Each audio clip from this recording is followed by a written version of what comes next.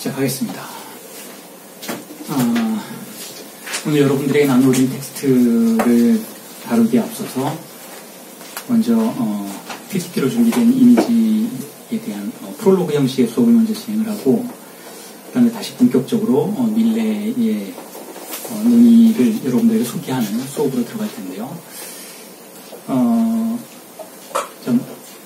대부분 준회원 분들이시기 때문에 지속적으로 수업을 들어오셨던 분들이니까 따로 설명 안 드려도 되겠지만 오늘 새로 오신 분들도 계세요. 그래서 그분들을 위해서 한 1, 2분가량 짧게 소개를 해드리고 프롤로그 수업으로 들어가자면 우리 수업은 제가 광고에도 수차례 소개를 해드렸지만 자칼랑 밀레가 1981년에 진행했던 수업들을 창의적인 방식으로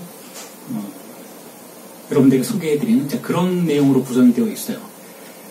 그런데 그럼에도 불구하고 자칼랑 밀레가 락강의 여러 가지 이론들의 흐름들과 변화들을 소개는 하고 있지만 저는 그것을 그대로 고지고대로 설명해드리기보다는 정신분석 임상의 기술, 실제 테크닉에 관련된 부분들을 조금 더 강조하고 살을 덧붙이고 하는 과정을 통해서 여러분들에게 실질적으로 정신분석 임상이 무엇인지에 대한 이해를 보다 깊이 있게 하실 수 있는 방향으로 수업을 이끌고 있다는 점을 여러분들이 이해해 주셨으면 좋겠습니다. 여러분들이 듣고 있는 이 수업은 자칼랑 밀레의 락강 분석에 근거한 것이긴 하지만 그에 더해서 백상현의 새로운 해석들이 첨가되는 그렇게 함으로써 정신분석 임상의 실제 테크닉들이 소개되는 그런 강의라고 생각하시면 될 것 같아요.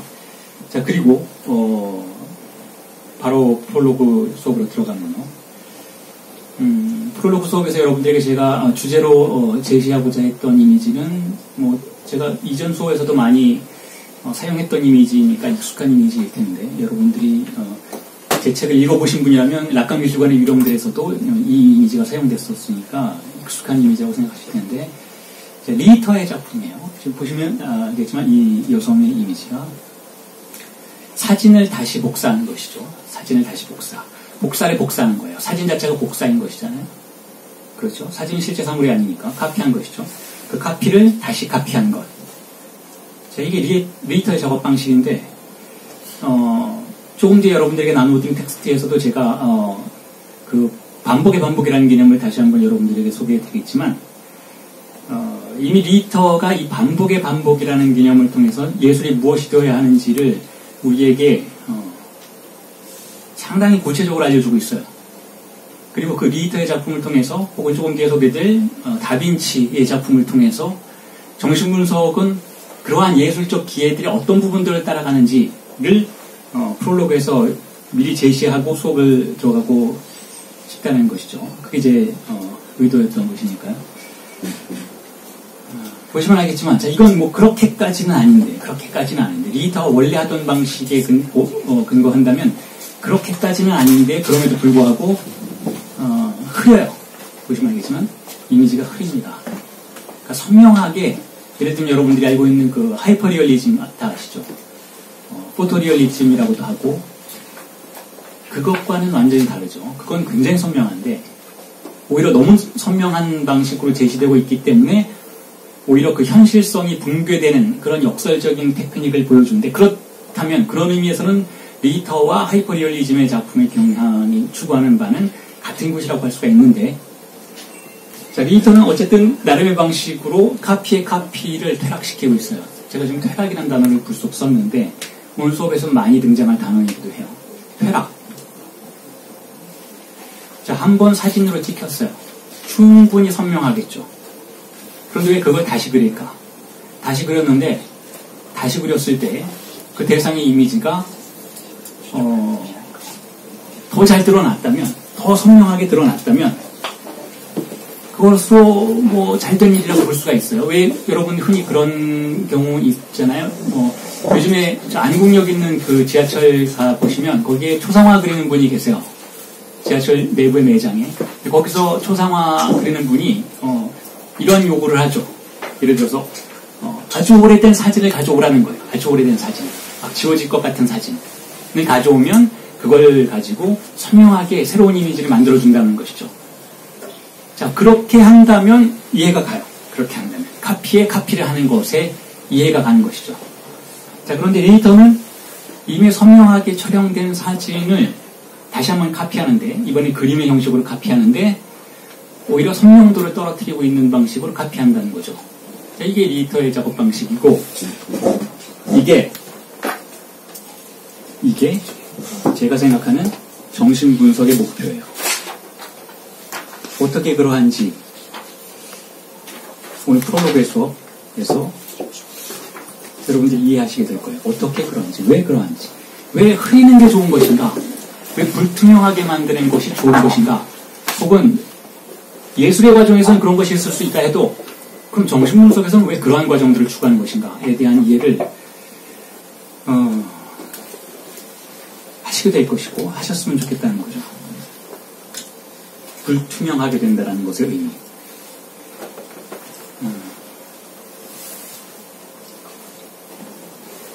자, 그걸 설명하기 위해서 이 이미지를 여러분들에게 제시했는데, 자, 여성이죠. 여성. 정신분석의 궁극적인 주제는 여성이에요. 궁극적인 테마는 여성이에요.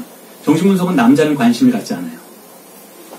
뭐 그렇게 얘기한다면, 뭐 제가 상담할 때 남자는 내 전공이 아닙니다. 오지 마세요. 라고 말하는가? 그렇지 않다라는 거예요.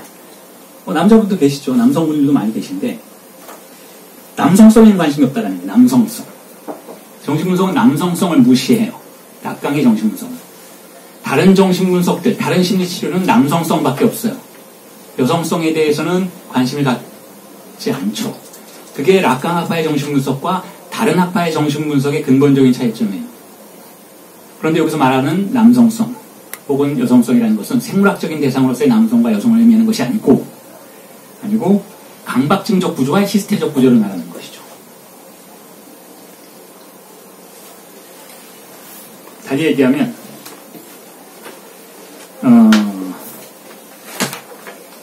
락강학파의 정신분석은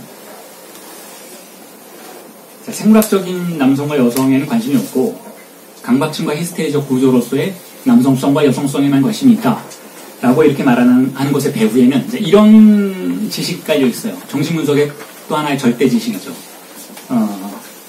성관계는 없다라는 명제. 정신분석에서는 성관계가 없는 것으로 관제해요. 그게 락강의 명제예요. 물론 프로이트도 분명히 그런 이야기를 했는데 락강처럼 하지는 않았죠. 그래서 락강이 꼭 집어서 그렇게 표현해 준 것인데, 성관계가 없다라는 것은 성적 욕망의 관계 속에서 남자도 없고 여자도 없다라는 거예요. 원래 욕망은 성별이 없다라는 거예요. 성적 욕망은. 그럼 뭐가 있느냐? 강도만 있다는 거예요. 강도. 강렬도들만 있다라는 것이죠. 자, 그것을 문명은 수로화해서, 즉 끌고 들어와서 남성이라는 루틴으로 집어넣고 여성이라는 루틴으로 집어넣어서 한시적으로 우리가 남성으로 활동하고 여성으로 활동하게 만들고 그렇게 강제할 뿐이라는 것이죠. 이게 정신분석이, 프로이트의 정신분석이 인간의 성욕에 관련해서 발견해낸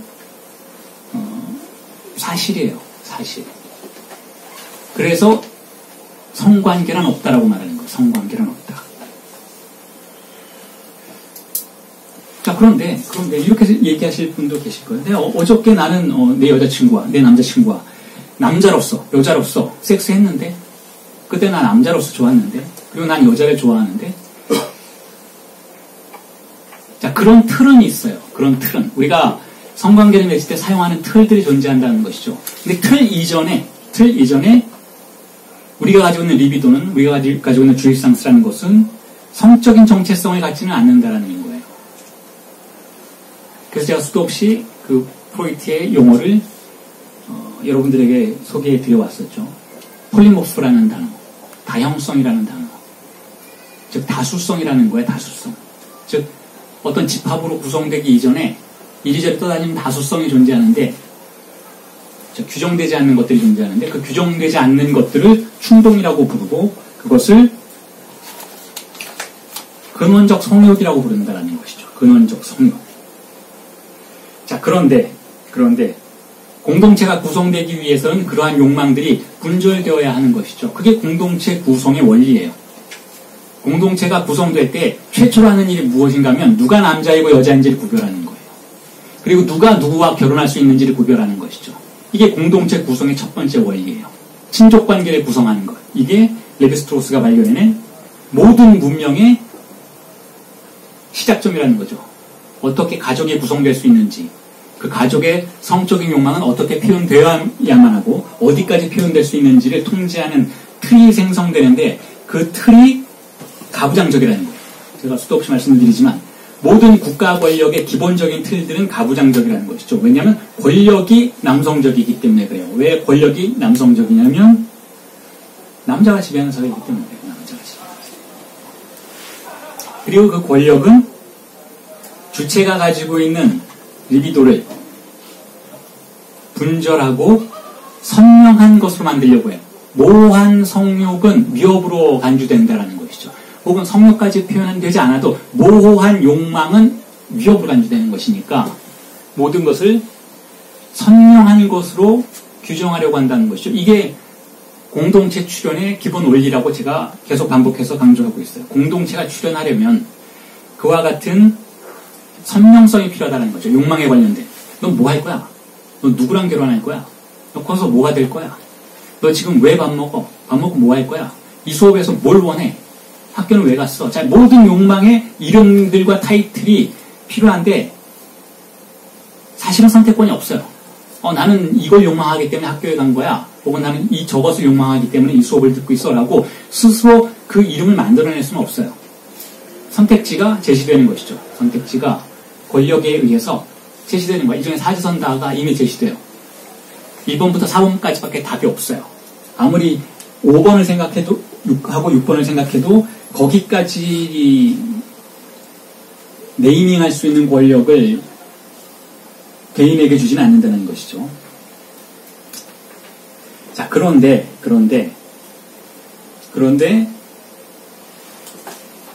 실제 생물학적인 여성과 실제 생물학적인 남성이 그와 같은 권력에 자신을 동화시키는 방식이 굉장히 달라요. 이게 비극의 시작인 거예요. 실제 남성은, 자, 제가 권력은 누가 갖고 있다고 말했나요? 남자가 갖고 있다고 했으니까. 실제 남성은 권력을 가진 자들의 형상과 자신, 즉 아버지의 형상이죠. 추상적인 아버지의 형상과 자신의 신체 이미지를 쉽사리 동화시켜요. 그래서 아주 찰떡같이 접속시킬 수가 있는 것이죠. 남성들은 그래서 더욱더 남성적 욕망을 갖게 돼요. 강박증적 욕망을 갖게 되는 것이고, 여성들은 그러기가 힘들어요. 왜냐하면 어쨌든 권력자 남자이니까, 그리고 자기는 여성이니까 신체적인 기본적인 주어진 이미지가 상반된다는 것이죠. 그래서 권력의 이미지에 자신을 동화시키는 것이 굉장히 힘들어요. 그래서 여성들은 권력의 이미지, 즉 강박증적이고 남성적인 법의 이미지에 자신을 거리두죠. 자, 이게 여성적 욕망의 탄생인 거예요. 여성적 욕망이 그렇게 탄생해요. 거리를 두는 순간 모호함이 발생한다는 것이 욕망의 내부에. 모호함이 발생하는 순간 히스테리적 욕망의 구조가 출현하기 시작해요.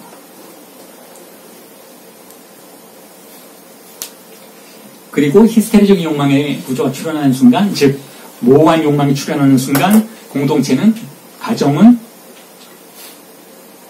부족 국가는, 모든 종류의 국가 형태는 그 모호함을 공격하기 시작하죠. 그래서 그 모호함을, 즉 모호한 욕망을, 즉 흘러넘치는 욕망 혹은 빠져나가는 욕망을 제로 상태로 만들려고 해요. 제로 상태. 그건 욕망이 아니라고 말하는 거예요. 네가 하고 있는 그 욕망은, 네가 하고 있는 그 발화들은 무의미하다라고 말하기 시작하죠. 그렇게 함으로써, 자, 여기 표시된 것처럼 여성적 주체에게는, 혹은 남성이라도 빠져나간 욕망을 가지고 있었던 주체에게는 우울이 강조된다는 거예요. 우울. 자, 욕망의 영도가 우울인 거예요. 욕망할 대상을 갖지 못한 상태를 우울증이라고 부르는 것이죠.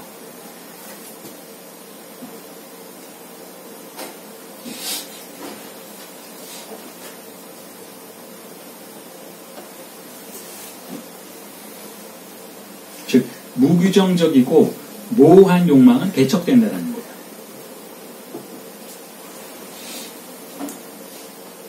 그래서 이 즈음에서 제가 여러분들에게 이렇게 제안해 볼 수 있다는 것이죠. 히스테리적 욕망의 구조가 있고 강박증적 욕망의 구조가 있다면 히스테리적 욕망의 구조는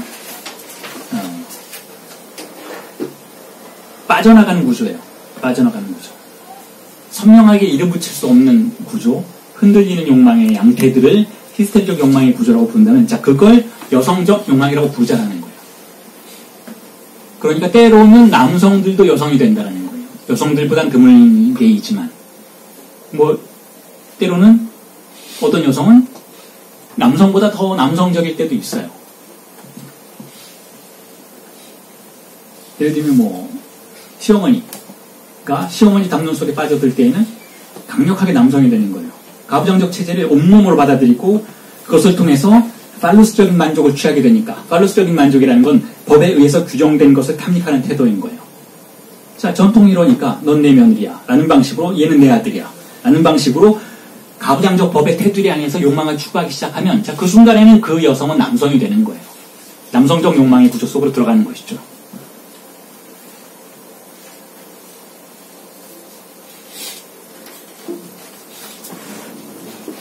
자, 그리고 여성적 욕망을 억압하는 다양한 방식 중에 하나가 또 이러한 유형의 방식이 있는 것이죠. 여성의 이미지를 이상화하는 거예요.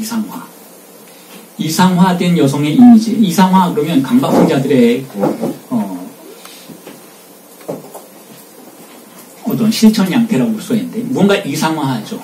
즉 최고의 상태, 가장 선명한 상태를 규정하는 거예요. 여성을. 강박증적 아들들은 어떻게 하나요? 최고의 어머니의 이상형을 선택해요. 신사임당 같은 여성.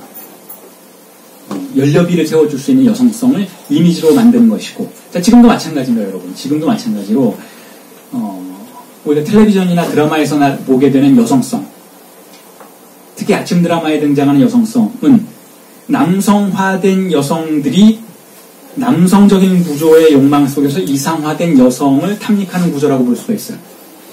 자, 여성을 이상화하고 그 선명한 이상화된 테두리와 한계로부터 벗어나는 모든 종류의 것들을 타락한 것으로 간주하는 것이죠. 그게 이상화예요. 여성에 대한 이상화. 그리고 이상화가 일어나는 순간, 자, 유한성이 작동하기 시작해요. 유한성. 유한성이라는 것은 한계를 가지고 있는 욕망의 범주라고 볼 수 있는 것이죠. 끝이 어디인지 결정이 되는 거예요. 어디서부터 어디까지가 여성인지를 결정해 놓는 거예요. 그리고 어디서부터는 여성이 아니라고 생각하는 것이죠. 어디서부터는 이상적인 여성이 아니고 타락한 여성, 혹은 몰락한 여성, 혹은 여자도 아닌 여성과 같은 방식으로 빠져나가는 부분들을 배척하는, 자, 그러한 규준점이 되는 것이 바로 이상화의 테두리라고 볼 수가 있다면, 자, 그 테두리 너머를 우리는 수학적인 방식으로는 이렇게 부를 수 있는 것이죠. 무한성이라고 부르는 거예요. 무한성. 유한성의 영역과 무한성의 영역이 있다는 것이죠. 유한성의 영역은, 자, 끝이 어디에 있는지, 그리고 그 이름이 무엇인지 선명하게 생해지는 상태인 거예요. 그건 유한성이에요. 유한성. 어디가 끝인지 알게 되는 것이죠. 한계를 갖고 있는 걸 유한성이라고 부르는 거예요. 끝을 가정한 사유방식. 조금 이제 텍스트를 통해서 여러분들에게 설명을 드리겠지만, 플라톤적인 사고방식. 어디가 끝인지, 세나지는 못했지만 어쨌든 가정해 놓는 거예요. 어디, 여기, 존재, 이데아가 끝이라는 거예요. 어디가 끝인지 가정해 놓는 사고방식. 그게 발견될 것이다 라고 가정하는 사고방식을 유한성의 사고로 부른다면, 자, 강박증적 태도가 바로 유한성인 거예요. 그래서 제가 나는 악령의 목소리를 듣는다라는 책에서 플라톤을 강박증자라고 간주했던 것이죠. 플라톤은 강박증자예요. 강박증적 철학이 어떻게 출현할 수 있었는지를 보여주는 사람. 이런 이야기도 그러한 강박증적인 철학이 출현할 수 있었던 배경에는 히스테리적 욕망이 있었던 것이죠. 혹은 정신병적인 욕망이 있었던 것이죠. 즉 무한성의 욕망이 있었던 것인데, 그게 소크라테스인 거예요. 소크라테스는 여성적이에요. 소크라테스는 무엇이 진리다라고 한계를 짓지 않고 진리가 아닌 걸 파괴해 나가는 그런 태도를 보이죠. 히스테리증자인 거예요. 히스테리증자. 라깡이 수차례 언급하고 심지어는 1년 내내 소크라테스에 관련된 세미나를 진행할 정도로 라깡은 소크라테스를 위대한 히스테리증자로 봤다는 거예요. 가장 위대한 히스테리증자. 그러니까 가장 위대한 여자로 봤다는 거예요. 소크라테스는 여자예요. 여성적 욕망을 가지고 있었기 때문에.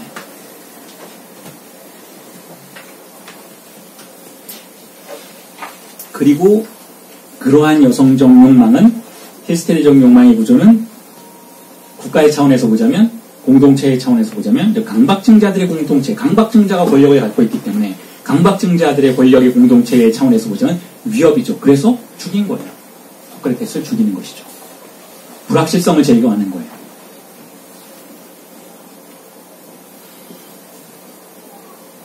그게 공동체가 살아남는 방식이에요. 여성적인 욕망에 대해서 선명한 언어를 강제하는 것. 선명한 언어를 강제하는 것.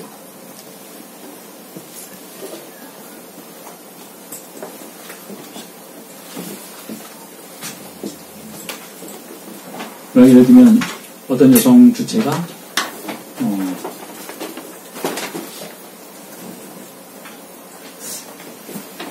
삶의 의미가 없어요 라고 말한다면 두 장소로 보내는 거예요. 정신과에 보내서 우울증 이야기를 처방받게 하던가, 섹솔로그에게 보내서 성적 욕망의 문제가 아닌지를 약물을 통해서 치료하게 하던가, 제3의 선택지를 부여하지 않는 것이죠.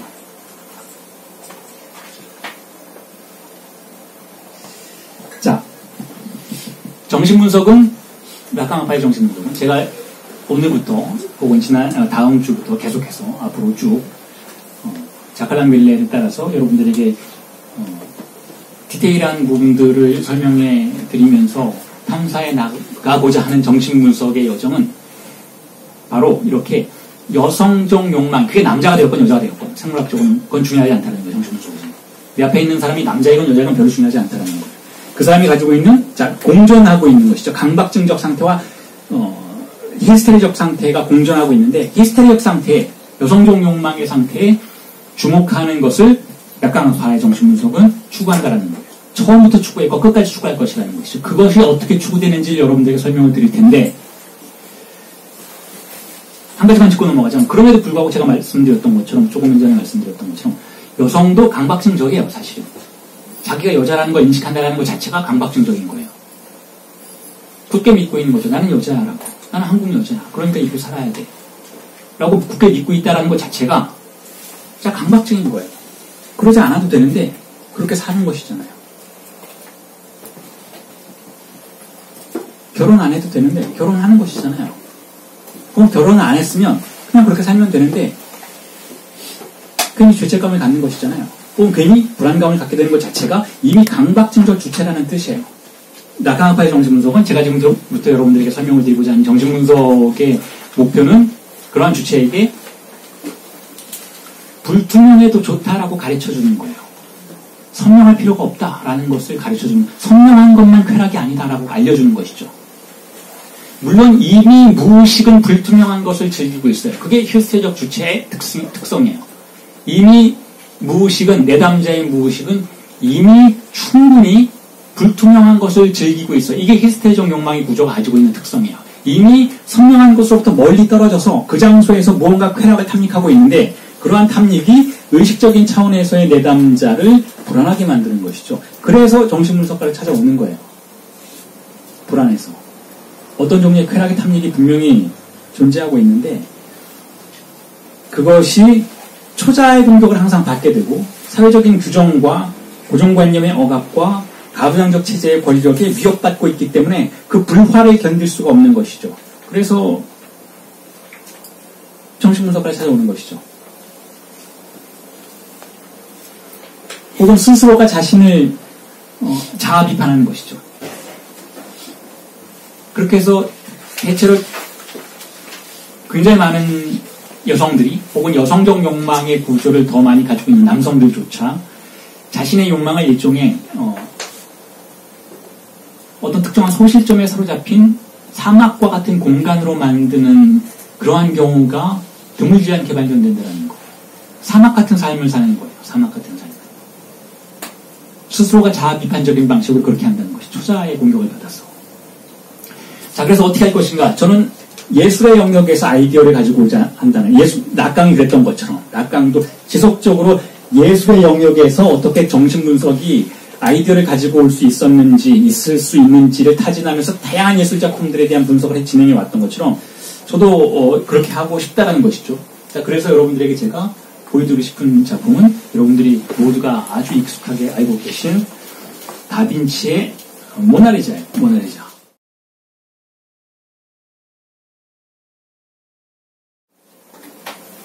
제가 수업에서 여러 가지 방식으로, 심지어 때로는 거꾸로 된 방식으로, 비판하는 방식으로도 사용하고 여러 가지 방식으로 하나의 기표처럼 사용하는 작품인데, 다빈치의 이 작품은, 왜냐하면 우리 모두의 엄청난 욕망을 집어삼키고 있기 때문에 그래요. 미술에 대해서 관심이 없는 분들도 모나리자는 다 알고 계세요. 미술에 대해서 별로 관심이 없다 해도 EBS만 틀면 이런 그림들이 불쑥불쑥 계속 튀어나온다는 거예요. 자, 이건 뭔가? 자, 이렇게 욕망을 흡수할 수 있는 대상은 무엇인가? 이렇게 지치지 않고 인류의 욕망을 흡수해가는 대상은 무엇인가? 자, 그걸 대상 A라고 부르는 거예요. 이 작품을 설명하는 수도 없이 많은 미학 담론들이 존재하지만 어떤 미학 담론도 그 마지막 규정을 내리지는 못해요. 마지막 규정을 내리지는 못해요. 왜냐하면 작품 자체가 모든 종류의 언어로부터, 즉 상징화로부터 도망가는 형태를 취하고 있기 때문에, 의도적으로 그렇게 만들어진 작품이기 때문에 다빈치가 자신의 욕망을 유지하기 위해서 작품을 신비롭게 만들기 위해서 아주 작정을 하고 그렇게 제작해 놓았던 작품이기에 언어에 사로잡히지 않는 특성을 가지고 있다는 거예요. 그래서 지금도 루브르 박물관에 가면, 이 작품 앞에 가면 평생 미술에 대해서는 관심도 없던 사람들조차 이 앞에 가서 사진을 찍는 거예요. 엄청나게 많은 수의 사람들이. 자, 다빈치는 이걸로 뭘 하려고 했던 것인가? 누굴 위해서 그렸을까요? 본인을 위해서, 예술가는 자신을 위해서 그림을 그려요. 어느 누구를 위해서도 그림을 그리지 않아요, 사실은. 예술가는 자신을 위해서 그림을 그리죠. 사실 모든 사람이 그런 것처럼. 정치가는 자신을 위해서 정치를 하고, 심지어 분석가도 자신을 위해서 분석을 해요. 작가도 자신을 위해서 글을 쓰는데, 다빈치는 이걸로 무엇을 하려고 했는가? 이 시점이 어떤 시점이었냐면 르네상스라는 물결이 유럽을 장악하던 시점이에요. 르네상스라는 물결이 유럽을 장악했다. 자, 이걸 이렇게도 표현할 수 있죠. 근대가 유럽을 장악하기 시작하는 시점. 근대가 유럽을 장악했다라는 것은, 자, 남성성의 문명이 유럽을 완전히 장악하는 시점이라고 볼 수가 있다는 것이죠. 근대는 그런 시기예요. 르네상스 근대는 수학을 통해서 세계를 바라보는 시기이고, 숫자를 통해서 모든 종류의 물리학, 천체학, 생물학들을 보편화하는 시기인 것이고, 수학의 일자 아래 모든 과학들을 재편하는 시기라고 볼 수가 있는데, 자, 그 시기는 일종의 반동처럼 등장하긴 했던 것이죠. 어떤 것에 대한 반동이었냐면 중세에 대한 반동이에요. 중세의 불안에 대한 반동으로서 르네상스가 등장했다는 것이죠. 중세는 흔히 우리가 여성적 시대라고 부르는 것이죠. 여성적 시대. 즉, 일자를 하나의 권력을 인정하지 않는 시대. 신비주의의 시대.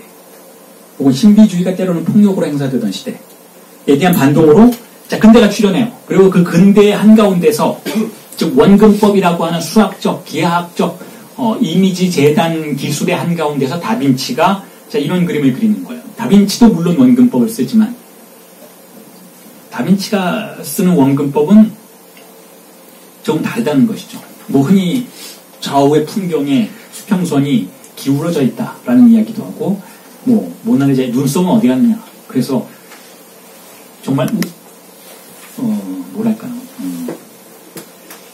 미술사를 잠시라도 전공했던 사람들이 본다면 실소를 금치 못하는 온갖 종류의 전문가들이 등장하게 되는 거예요. 그래서 뭐 무슨 병에 걸렸다 이 사람은, 눈썹이 안 나는 거 보니까, 혹은 뭐 안면마비에 걸려있다.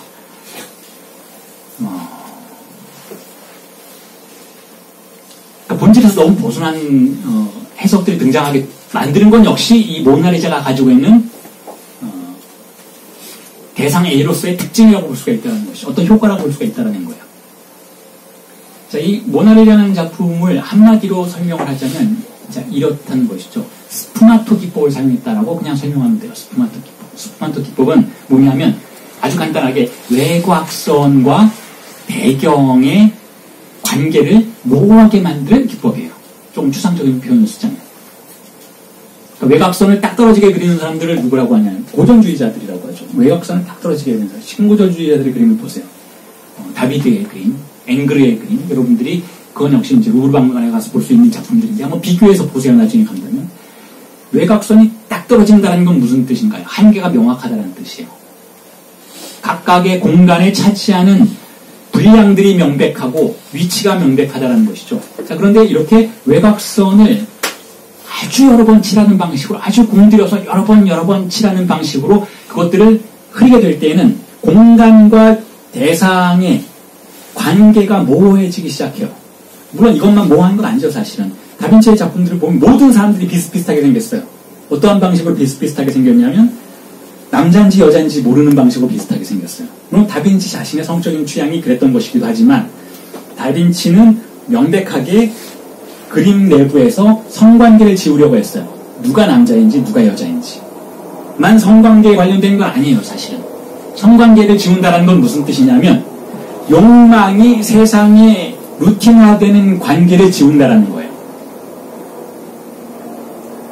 그래서 다빈치 모든 작품들은, 특히 이와 같은 작품들의 특징은 주인공은 누구라고 할 수 있는가 하면, 자, 모호함이 주인공이에요. 모호함이 주인공인 거예요. 불투명성이 주인공인 것이죠. 물론 다빈치는 이 외에도 여러 가지 방식으로 신비주의적인 테크닉을 통해서 자신의 그 모호함과 신비주의를 강조하려고 하죠. 그냥 예를 들어서 노트를 하면 되는데, 그럼 왼손잡이였으니까 왼쪽으로 노트를 하면 되는데 거울을 보고 하면서 남들이 알아볼 수 없게 한다든지. 근데 거울을 비춰보면 알게 돼요. 그게 무슨 뜻인지. 근데 굳이 그렇게 하는 거예요. 다시 말해서 자신이 생산해낸 모든 산물들을 단번에 파악되지 못하는 영역으로 밀어붙여 버리는 거죠. 이게 다빈치가 자신의 산물들을 대하는 방식이에요. 왜냐하면 자신의 산물들과 자신의 관계를 그렇게 규정하고 싶기 때문에. 어떠한 방식으로 규정하는 것인가 하면 파악할 수 없는 방식으로. 어떤 종류의 상징화에도 저항하도록 만드는 그러한 욕망의 대상을 만들어내는 것이 다빈치의 예술작품의 전략이고 정치학이었다고 한다면, 자, 이게 평생을 다빈치가 해왔던 일이고, 우리가 다빈치에 대해서 그래서 좋아하는 것이기도 하고, 신비롭기 때문에 좋아하는 거야, 다빈치는. 딱 떨어지지 않고 명백하지 않기 때문에 좋아하는 거예요. 그래서 항상 이 세상의 논리로는 파악할 수 없는 무언가가 있을 것이다 라고 환상을 갖게 만드는 것이 다빈치 작품의 특징인 것이죠. 신비화를 이룬다는 거, 신비화. 자, 그래서 작품을 마치 현실 너머의 대상인 것처럼 간주하게 만들어요. 그러니까 초월적 대상인 것처럼 간주하게 만드는 것이죠. 이게 다빈치 효과예요. 다빈치가 만들어낸 효과. 물론 현실 안에 있는 대상이죠. 여기서 현실 너머의 대상이라는 건 미학에선 혹은 미술사에선 이렇게 표현하는 것이죠. 이 사람의 재능은 인간의 재능이 아니다 라고 믿도록 만드는 거예요. 마치 예수의 얼굴을 덮었던 천이라든지 아마포 이런 거, 아케로포에토스, 내가 수업에서 자주 사용하는 그런 대상들이잖아요. 재료들인데, 자, 그 재료들의 특징은 뭔가요? 신의 터치가 가해진 작품 혹은 산물인 거예요. 그러니까 그 재료 자체는 분명히, 저 그림 자체는 분명히 이 앞에 있는 무엇이지만 그것에 가해진 어떤 터치가 초월적인 영역으로 우리를 초대한다. 자, 이런 느낌을 주도록 만든다는 것이죠. 이게 신비주의의 본질이에요. 이게 신비주의의 본질인데, 물론 초월적인 영역에는 없어요, 여러분. 유심론적 사유를 하지 않는 이상 무신론자로서 세상을 바라본다면 예술도 마찬가지라는 거예요. 예를 들어서 여러분들이 미술사에 이렇게 누가 와서 강의를 하고 이런 걸 볼 때 저 사람이 유신론자인지 무신론자인지를 판단하는 것은 자, 이런 거예요. 만약에 그 사람이 다빈치는 인간이 가질 수 없는 초월적인 재능을 가지고 이 작품을 그렸기 때문에 이 작품은 두 번 다시 나올 수 없는 작품입니다 라고 누군가가 말한다면 저 사람은 유신론자인 거예요. 본인이 저는 교회 안 다녀요. 저는 무신론자예요 라고 아무리 말해도 그 사람은 유신론의 관점에서 미술을 파악하고 있는 거예요. 근데 무신론자는 그렇게 파악하지 않죠. 그런 효과를 만들어낼 수는 있었지만 자, 그런 건 없어요. 신이 주신 재능 따위는 없어요. 신은 안 믿는데 어떻게 신이 주신 재능을 가정할 수 있겠어요. 뛰어난 테크닉으로 그러한 효과를 생산해낼 수는 있었던 것이죠. 그게 바로 다빈치의 이러한 작품이고, 그러한 작품이 우리에게 현실 너머의 대상을 가정하도록 만들어주는데, 여기서 말하는 현실이라는 것은 현실을 구성하고 있는 모든 종류의 상징화를 빠져나간다라는 의미에서 현실 너머의 대상인 거예요. 현실의 어떠한 원칙에도 사로잡히지 않는 이미지. 그런 이미지를 그리려면 여러분 그냥 잘 그려서는 안 되고, 현실을 지배하는 담론들이, 현실을 지배하는 원칙들이 어떻게 이미지를 사로잡는지에 대해서 고민해야 돼요. 그래서 그것을 뒤집는 방식에 골몰해야 한다는 것이죠. 그래서 그러한 작품들을 저는 지우는 작품이라고 불러요. 지울 줄 알아야 한다는 거예요. 지울 줄 알아야 한다는 것이죠. 그릴 줄 아는 자들은 많아요. 그리고 그릴 줄 아는 자들은 그 그릴 줄 아는 것을 구성하고 있는 기술들, 그 기술들의 토대를, 그 논리를 폭로당하는 순간 유한성의 작품으로 전락하게 되는 것이죠. 자, 그런데 그릴 줄 아는 자보다 더 뛰어난 자들은 어떤 자들인가 하면 다빈치처럼 지울 줄 아는 자들인 거예요. 외곽선은 기가 막히게 지우는 거예요. 다 지우지도 않고 아주 적당하게 지우는 것이죠. 눈썹을, 얼굴의 어떤 윤곽선 중에 한 부분을 기가 막히게 지우는 거예요. 배경이 되는 풍경의 어떤 부분을, 어떤 라인을 아주 슬며시 지워버리는 것이죠. 눈에 띄지 않게. 그래서 선명하게 우리 앞에 자신의 모습을 드러내고 있는 이미지인 것 같지만 어떤 특정한 부분이 삭제된 것을 우리가 알아채지 못하게 하는 방식으로 원칙으로부터 항상 빠져나가는, 즉 지워지는 그림이 되는 것이죠. 자, 이게 다빈치의 작품의 특징이고 전략이고 정치학이라면, 다빈치는 전형적으로 히스테리적인 욕망의 구조를 표현하고 있는 거예요. 자, 그런데 이게 정신분석과 무슨 관련이 있는가? 무슨 관련이 있을까요? 좀 사람이 굉장히 많아서 좀 덥네요.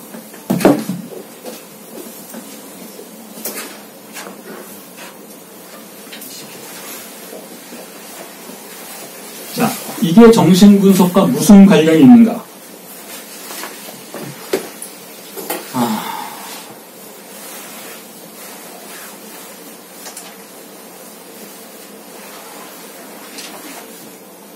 구체적인 사례를 여러분들에게 말씀드릴게요. 구체적인 사례. 자, 어떤 사람이 정신분석을 찾아와요. 찾아와서 질문을 하죠. 제가 어떤 습관이 있어요. 굉장히 부끄러운 습관이에요. 그런데 이걸 포기를 못하겠어요. 근데 이 습관이 부끄러운 이유는, 예를 들어서 어떤 범법행위라는 습관이라든지, 어떤 목표가 분명한 습관이라든지, 예를 들어서, 그 사람이, 제가 도벽이 좀 있는데요. 도벽이라기보다는, 공패해지면, 돈을 좀 훔쳐요. 자, 그런데 그런 사람들은 정신분석을 안 찾아오죠. 자기가 왜 그런지 명백하게 알고 있어요. 돈이 없으니까 훔치는 거예요.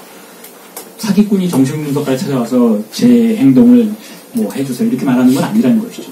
물론, 그런 사람들이 이제, 기소가 되면, 붙잡혀서 기소가 되면 죄를 피하기 위해서 이거 병이에요 라고 빠져나갈 수 있겠지만, 자, 잡혀가기 전에는 어쨌든 그렇게 안 한다는 거예요. 그런데 어떤 사람이 제가 물건을 훔치는데 실질적으로는 아무런 목적이 없이 훔쳐요. 그러니까 예를 들면 아무 불필요한 돈이 안 되는 걸 훔치는 거예요. 어떤 충동적인 방식으로. 혹은 제가 불을 질러요. 그거 굉장히 위험하죠. 근데 불을 지른 목적이 없어요. 물론 원수에게 가서 그 집을 불지르는 이런 것도 아니고, 화가 나서 뭔가를 하는 것이 아니라 어떤 특정한 시점에 특정한 충동에 의해서 뭔가를 한다라는 것이, 그런 짓을. 자, 이 사람이 정신분석가를 찾아왔을 때에는 물론 이제 불 지르고 도벽이 있고 여러 가지가 있겠지만, 예를 들면 그렇게 의도적으로 하는 행위가 아니라도 어떤 종류의 악몽에 시달린다든지 여러 가지가 있잖아요. 폭식을 한다든지. 자, 그런데 그때 이 사람이 정신분석가를 찾아오는 이유는 그 행동 자체가 모나리자의 그림과 같기 때문에 그래요. 선명하지가 않기 때문에, 이게 왜 거기에 있는지를 모르기 때문에 찾아오는 거예요. 이 증상이 왜 거기에 있는지, 감기는 왜 걸렸는지 알잖아요. 암은 왜 걸렸는지 안다는 것이죠. 그러니까 어떤 증상이 나의 삶을 흔들고 있는데 그 증상이 왜 거기에 있는지가 모호한 거예요. 다시 말해서 우리에게 주어져 있는 공동체의 언어로는 파악해내기가 굉장히 힘들기 때문에 자, 그래서 정신분석가가 찾아온다는 것이죠.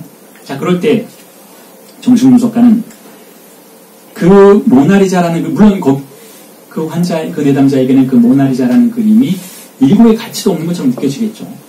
어떤 증상, 나를 괴롭히는 이 증상이 나에게는 잘못 찾아온 손님인데, 자, 이 그림 하나가 나에게 배달됐는데 이게 나를 불안하게 만드는 거예요. 이게 나를 발에 걸려 넘어지게 만들고, 이게 나를 흔들고, 이게 나를 무섭게 만들고, 이게 내 사회생활을 불안하게 만들고, 자, 어쨌든 여러 가지 방식으로, 자, 이게 나에게 말을 못하게 한다든지, 혹은 너무 많이 말하게 한다든지, 자, 이런 그림이 나에게 오는 거예요. 그 그림이 뭐가 그려져 있는지 잘 모르겠는 거예요. 외곽선이 지워져 있기 때문에. 그게 뭐라는 것을 안다면 해답도 찾을 수 있을 텐데, 자, 외곽선이 지워져 있기 때문에 이게 남자인지 여자인지 이게 누군지 알 수가 없는 것이죠. 그때 분석가에게 그림을 갖고 찾아가는 행동이 바로 정신분석가를 내담자가 찾아오는 동기인 거예요. 물론 그렇게까지 병적인 내용이 아니라 해도 내 인생이 왜 이런지 내 인생의 그림을 가지고 가는 거예요. 내 인생의 그림을 가지고 있는데 모두들 여러분들의 인생의 그림을 가지고 있잖아요. 그런데 모호하게 그려져서 어디가 끝이고 어디가 시작인지도 모르겠는 거예요. 어디가 풍경인지 어디에 내가 있는지 누가 엄마이고 아빠인지 엄마는 좋았던 사람인 것인지 아빠는 좋은 남자였던 것인지 동생은 누구인지 잘 모르겠는 거예요. 그래서 그걸 그림을 가지고 가져가죠. 그리고 뭘 요구하는가 하면 외곽선을 잘 그려주기를 요구하는 거예요. 외곽선을 잘 그려주기를 요구하는 것이죠. 자, 그럴 때 어떤 일이 벌어지나요? 여러분 오래된 그림을 이렇게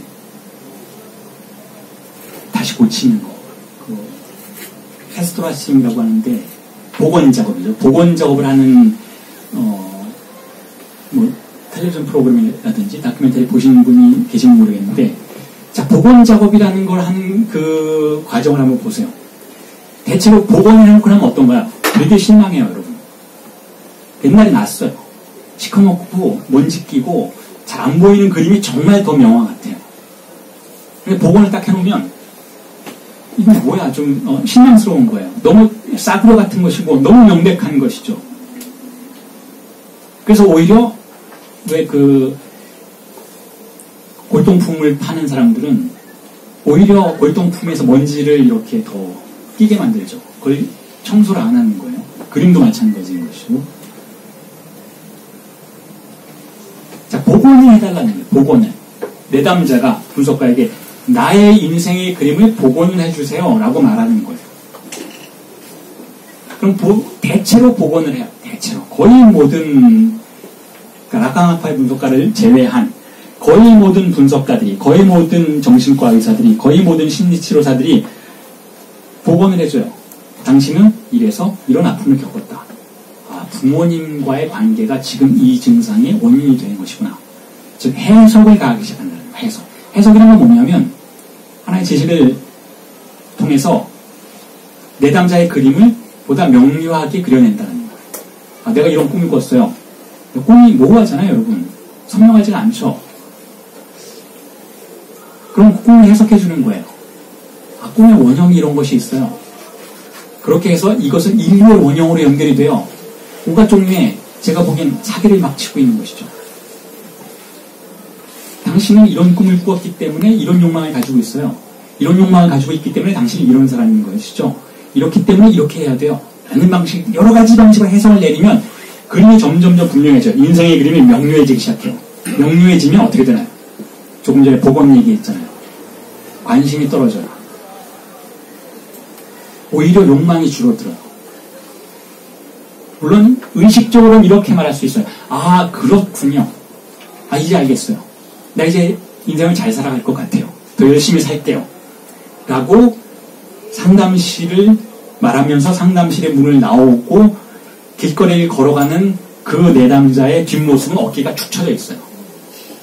무의식은 마음에 안 드는 거예요. 무의식은 자신에게 가해진 타자의 해석을 순순히 받아들이려 하지 않는 것이죠. 왜냐하면 지금까지 무의식은 모나리자의 그림을 즐기고 있었던 거예요. 탐닉하고 있었던 것이죠. 그래서 저는 이렇게 생각해요. 해석은 불필요하다는 거예요. 해석은. 이 그림이 어떤 형태로 그려졌던 것인지, 원인이 무엇인지 이런 것들을 명료하게 외곽선을 그어주고 그것에 명칭을 부여하고 그것을 지식의 영역으로 가지고 와서 상징화하는 것은 무의미하다는 거예요. 왜냐하면 그렇게 상징화되면 이 그림의 한 귀퉁이에서 다른 그림이 그려지기 시작해요. 또 다른 모호한 이미지들이 나타나기 시작하는 것이죠. 상징화는 그 자신의 규정을 가지고 있어요. 완전하지 못하다. 이게 상징화의 규정이에요. 그래서 상징화가 진행되는 순간과 거의 동시에 상징화를 빠져나가는 것들도 함께 만들어지기 시작해요. 이게 상징화의 숙명인 거예요. 혹은 이게 바로 실제는 언제든 귀환한다 라는 것을 뒤집힌 해석인 것이기도 하죠. 실제가 왜 언제나 귀환할까? 실제의 특성은 뭐냐면 실제가 있다는 건 상징화가 있다는 거예요. 실제가 있다는 건 상징화 너머가 있다는 뜻이니까 상징화가 없으면 실제도 없는 것인데, 그렇다면 상징화가 진행되는 순간 실제도 같이 만들어진다라고 볼 수밖에 없다는 것이죠. 그래서 어떠한 방식으로든 무언가를 선명하게 만드는 것을 정신분석의 치료라고 볼 수가 없다는 거예요. 자, 그럼 어떻게 해야 되는가? 거칠게 말하자면 자, 이 커튼 기억나시죠? 제가 다른 수업에서 많이 쓰는 이미지인데, 거칠게 말하자면 커튼을 치는 거야.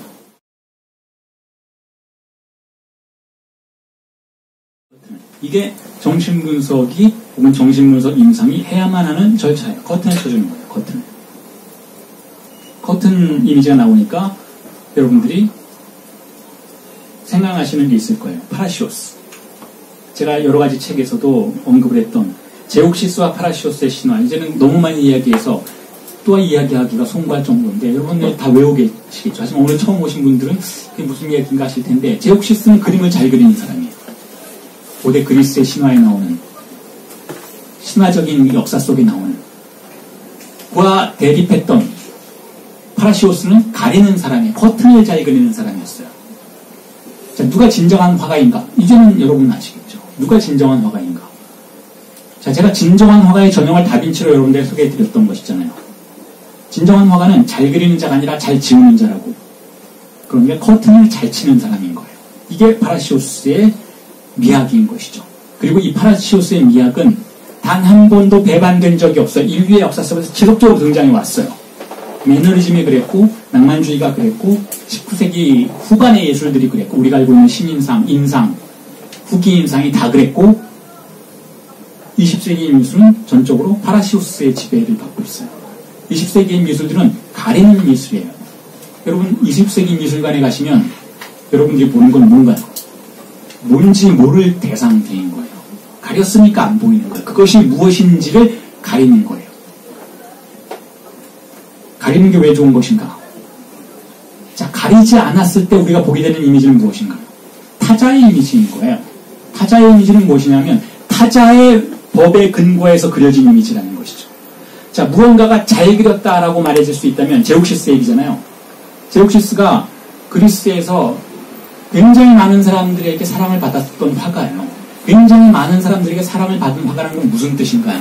굉장히 많은 사람들이 알아볼 수 있는 방식으로 그렸다라는 거예요. 굉장히 많은 사람들이 알아볼 수 있는 그림을 그렸다라는 건 무슨 뜻인가요? 조금 나쁘게 얘기하면 고정관념에 근거해서 그림을 그렸다라는 거예요. 이미 존재하는 관념을 사용해서 이미 우리가 알고 있는 맛, 쾌락, 의 원칙들을 사용해서 그림을 그린 화가라는 것이죠. 그게 바로 그림을 잘 그리는 사람이에요. 그림을 잘 그리는 사람의 그림은 어떤 효과를 우리에게 가져오나요? 우리가 이미 알고 있는 미의 기준 바깥으로 나갈 수 없도록 만드는 효과를 가져와요. 우리가 이미 알고 있는 기준에 근거해서만 아름다움의 한계를 그려냈기 때문에 이런 그림을 유한성의 그림이라고 부를 수 있는 것이니까 그 한계 바깥으로 나가지 못하게 한다는 것이죠. 그게 제옥시스의 그림이라면 파라시오스는 그러한 표현들을 지우는 과정이었던 것이죠. 무엇이 아름다움인 것인지를 우리가 보고 즐기는 대신 아름다움에 관련된 모든 권력으로부터 우리가 돌아서도록 만든다는 것이죠. 이게 파라시오스의 회화의 특징이에요. 어떠한 아름다움도 지우게 만드는 거예요. 우리를 거리두게 만드는 것이죠. 저게 진짜 아름다운 거야? 라고 커튼을 살짝 가려서 우리의 욕망을 증폭시키는 거예요. 우리의 욕망이 그 이미지에 사로잡혀서 소진되는 것을 막는 것이 바로 베일을 두르는 행동이라는 거예요. 자, 이게 파라시오스의 전략이라면 이것을 정신분석 임상은 그대로 반복한다는 것이죠. 내담자의 삶을, 내담자의 욕망을 이미 알려진 규정으로부터 가려요. 이게 정신분석 임상의 절차의 중요한 부분이에요. 뭐 정신분석, 락강학파의 정신분석 그러면 자크 락강이 어떤 책에서 나는 이렇게 한다, 이렇게 한다 라고 쓴 책이 한 권도 없기 때문에 그렇게 말한 그런 수업을 한 적도 없기 때문에 도대체 락강은 어떻게 분석을 할까? 라고 생각할 수 있잖아요. 실제로는 굉장히 뻔해요. 실제로는. 내담자가 얘기를 하도록 만드는 거예요. 내담자가 자기 얘기를 하도록 만들어주는 것이죠. 그런데 가능하면 그 말하는 장소가 보호받게 해주는 거예요. 그 실제적인 테크닉이기도 해요. 자, 이 장소에 오면 당신은 무슨 말이든 할 수 있다. 라는 것을 습득하게 해줘요. 습관처럼. 이 장소에는 어떠한 도덕적 판단도 없고, 이 장소에는 어떠한 가치 판단도 존재하지 않고, 이 장소에는 어떠한 초자아도 힘을 발휘하지 않는다. 그 초자아가 등장하려는 순간 내담 분석가는 그 초자아를 밀어내려고 상당한 노력을 기울일 것이다. 라는 것을 알도록 해주죠. 그러한 방식으로 그 장소는 내담자가 그야말로 무슨 이야기든 할 수 있는 장소로 만들어주는 거예요. 그리고 나서 처음 몇 개월간은 내담자가 무슨 이야기를 하는지 귀를 기울이죠. 내담자는 무슨 이야기를 할까요? 자기 이야기를 하는 게 아니에요. 그 처음의 순간. 남들에게 들은 자기 이야기를 하게 돼요. 남들에게 들은 자기 이야기. 물론 그렇게 얘기 안 하죠. 예를 들어서 저는 한국 사람이에요. 저는 예를 들어서 뭐 부산에서 태어났어요. 혹은 제주도에서 태어났어요. 혹은 경기도에서 태어났어요. 혹은 제주도에 서울에서 태어났어요. 라고 말하죠. 근데 본인이 그거 확인한 적이 없잖아요. 태어나는 순간 어디 가서 확인한 것이 아니에요. 그냥 남들이 알려주는 거예요. 그리고 저는 여자예요. 저는 누구의 딸이에요. 다 남들이 알려준 거예요. 습득한 과정들인 것이죠. 나는 이걸 좋아했어요. 나는 저걸 좋아했어요. 나는 엄마를 싫어했고 아빠를 좋아했어요. 혹은 그 반대였어요. 라는 모든 욕망의 흐름들도 사실상 타자의 영향력 아래서 습득한 욕망의 유형들인 것이죠. 그래서 무슨 이야기를 해도 결국 내담자가 하는 자기 인생에 대한 해석과 기억에 대한 단추는 남의 이야기예요. 남의 이야기. 그걸 소진시키는 것이 첫 번째 임무이고 목표인 것이죠. 그게 커튼을 두른다라는 의미예요, 여러분. 그게. 그래서 해석을 내릴 때 분석가가 단정적으로 내리지 말아야 하는 건 물론이고 때로는 반대되는 해석들을 계속해서 전개시켜요. 어제는 이렇게 얘기했다, 오늘은 저렇게 얘기해요. 그렇게 함으로써 내담자가 어떤 논리를 만들어내지 못하도록 교란시키죠. 그렇게 함으로써 커튼을 치는 거예요. 그렇게 함으로써 몇 개월이, 수개월이 지난 다음에 내담자가 점점 더 아니 뭔가 분명해져야 되는데 분석가님 얘기를 하면 할수록 더 모르게 되어버렸어요. 라고 말할 수 있는 수준까지 가는 거예요. 더 모호해지도록 만드는 것이죠. 그런데 그냥 모호해지는 것이 아니라 그 모호한 걸 좋아하도록 만들어야 돼요. 그것이 가치 있는 것이다라는 것을 분명히 인지할 수 있도록 이끌어줘야 되는 것이죠. 이게 분석가의 역할인 거예요.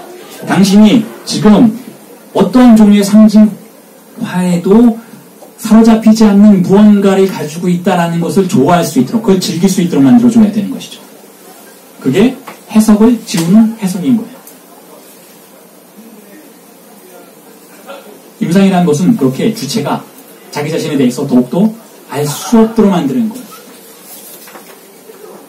그래서 제가 자꾸 리히터의 작품을 여러분들에게 소개를 해드리는 거예요.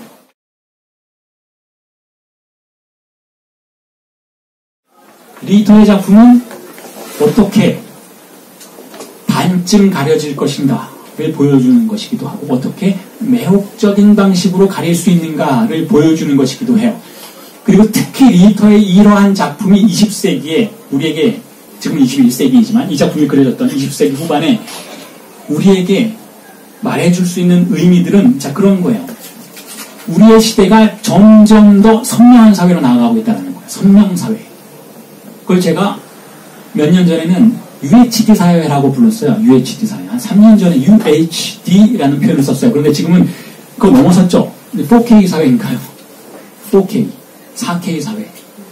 선명도가 엄청나게 증가하는 사회. 단지 화질만 증가하는 것이 아니라, 자, 보세요. 여러분, 텔레비전에서 뭔가를 찍을 때도 카메라가 몇 대가 있는지를 보세요. 혹은, 여러분들이 걸어다닐 때, 물론 범죄자를 잘 잡으니까, 그건 우리에게, 유익한 일이기도 하지만, 그럼에도 불구하고, 어디에나 감시 카메라가 있다라는 현실을 상기해 보세요. 우리의 사회가 점점 더 선명해지고 있어요. 자, 이건 좋은 일일까요? 그렇게 좋은 일은 아니에요. 선명해진다라는 것은 무언가가 선명하게 드러낸다라는 것이 아니라 선명하지 않는 것은 배제하는 방식으로 선택된 선명성만이 출현할 수 있도록 강제된다라는 것을 의미하는 것이니까 자, 그건 결코 좋은 일이 아니라는 거예요. 그리고 그러한 사회, 이 초선명 사회에서 왜 공황장애라는 것이 그렇게 더 많이 출현하는지를 주목해 볼 수 있어야 한다는 것이죠. 자, 초선명 사회에 대해서 반응하는 무의식의 대표적인 오늘날의 증상이 공황장애라는 거예요. 어디선가 누군가 많은 사람들이 나를 지켜보고 있을 것이다. 심지어는 인터넷 공간에서도 SNS의 공간에서도 잠을 잘 수가 없는 거야. 뭐가 뿅뿅 울려가면서 너 어디 있지? 너 당신 어디 있어? 라고 우리를 규정하려고 한다는 것이죠. 초선명 사회를 살아가는 20세기 후반 혹은 21세기 초반에 우리에게 리터의 작품이 말해주는 것은 자, 그러한 선명함으로부터 벗어나는 아름다움의 존재인 거예요. 자, 규정되지 않는 아름다움. 자, 그게 왜 중요한가? 자, 규정된 것은 다시 한번 여러분들에게 말씀드리지만 권력에 의해서 규정이 돼요. 규정된 것은 그것을 규정하는 주체에 의해서 규정되는 거예요. 그런데 누가 그것을 규정하는가? 그 주체는 누구인가? 우리는 아닌 거예요. 나 자신, 개인은 아닌 거예요. 국가의 권력인 것이죠. 공동체의 권력인 것이고. 다시 말해서 누가 예쁜지, 누가 잘생겼는지를 누가 규정하나요, 여러분? 여러분들이 아무리 그 자리에 앉아서 내가, 혹은 우리가, 혹은 내 자식이 가장 아름답다라고 말해도 그 자식을, 혹은 그 본인을 입사시험 장소에 내보내면 외모가 판단되는데 그 외모의 판단은 자, 가부장적 남성 권력에 의해서 판단되는 것이지 여러분들이 결정하는 방식으로 판단되는 건 아니라는 거예요. 아무리 저는 마음이 예뻐요. 아무리 저는 뒷모습이 굉장히 섹시해요. 라고 말한다고 해서 판단해 주지는 않는다라는 거예요. 우리 딸은 정말 아름다운 눈을 가지고 있어요. 라고 말한다고 해도 몸무게가 100kg가 넘으면 그건 문제가 되지 않는다라는 것이죠. 누가 우리를 규정하는가, 누가 우리의 존재를 선명하게 줄 세우는가를 주목해보면, 자, 그건 대타자라는 거예요. 아까 말하는 대타자라는 개념이 바로 그거라는 것이죠. 가부장적 권력, 강박증적 권력이 선명사회를 만들어요. 물론 선명한 것은 때로는 중요해요. 선명하기 때문에 공동체가 드러나고 공동체가 탄생할 수 있었으니까. 하지만 선명도가 너무 극단적인 방식으로 나아갈 때, 저 어떻게 되나요? 선명함의 한계를 넘어서는 모호함들은 다 위험한 대상으로 간주가 되는 것이죠. 위험한 대상.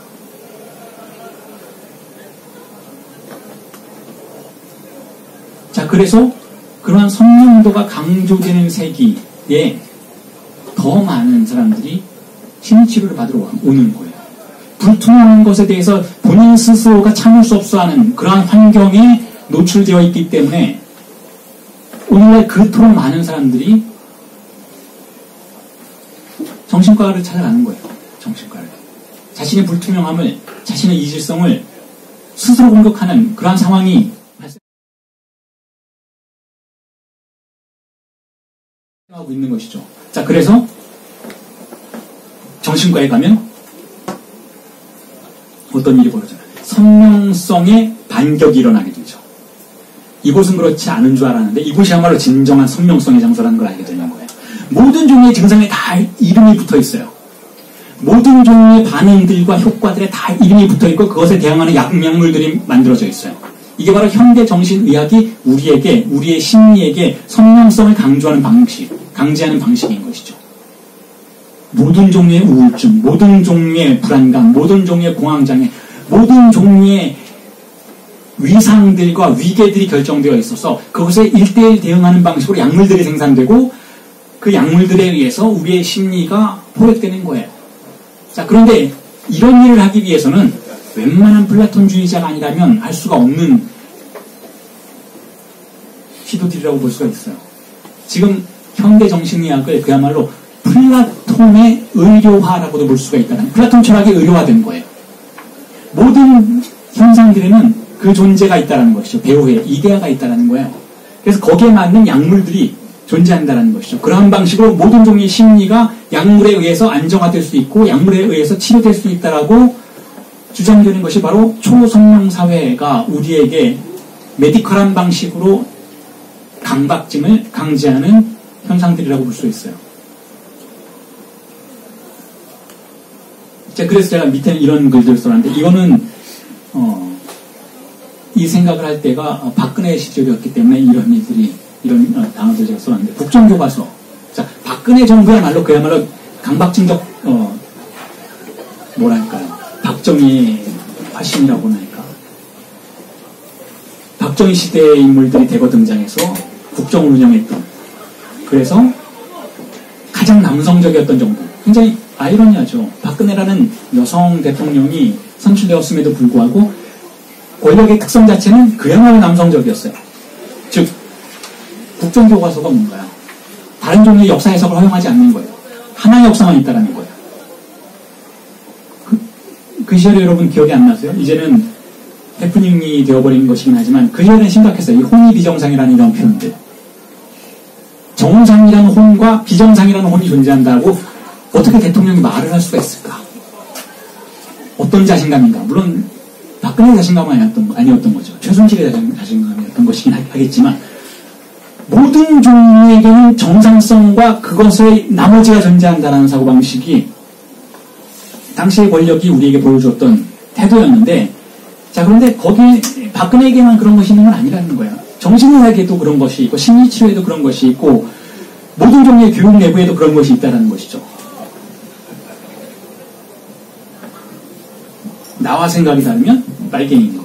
그러한 방식으로 강박증적 태도가 존재한다면, 자, 이러한 태도들로부터 반대하는 자체가, 반대하는 순간, 자, 그건 낙관적이라고 저는 생각한다는 거예요. 자, 그러면서 굳이 꼭 집어서 락강학파의 정신분석이 아닐지라도, 자, 이러한 연대를, 이러한 의견을 공유하는 정신의학자가 있다면 많으세요. 진짜 굉장히 많으세요. 정신과 의사분들. 그리고 심리치료자가 있다면, 이게 어떤 종류의 심리치료이건, 뭐 대상관계 이론이건, 뭐 어떤 종류의 자아심리학이건, 심지어는 자아심리학까지도, 자, 이런 종류의 문제의식을 공유하는 태도를 가지고 있다면, 자, 연대할 수 있는 주체들이라고 저는 생각한다는 것이죠. 자, 그런데 정신분석은, 락강학파의 정신분석은 언제나 급진적으로 나아간다는 거예요.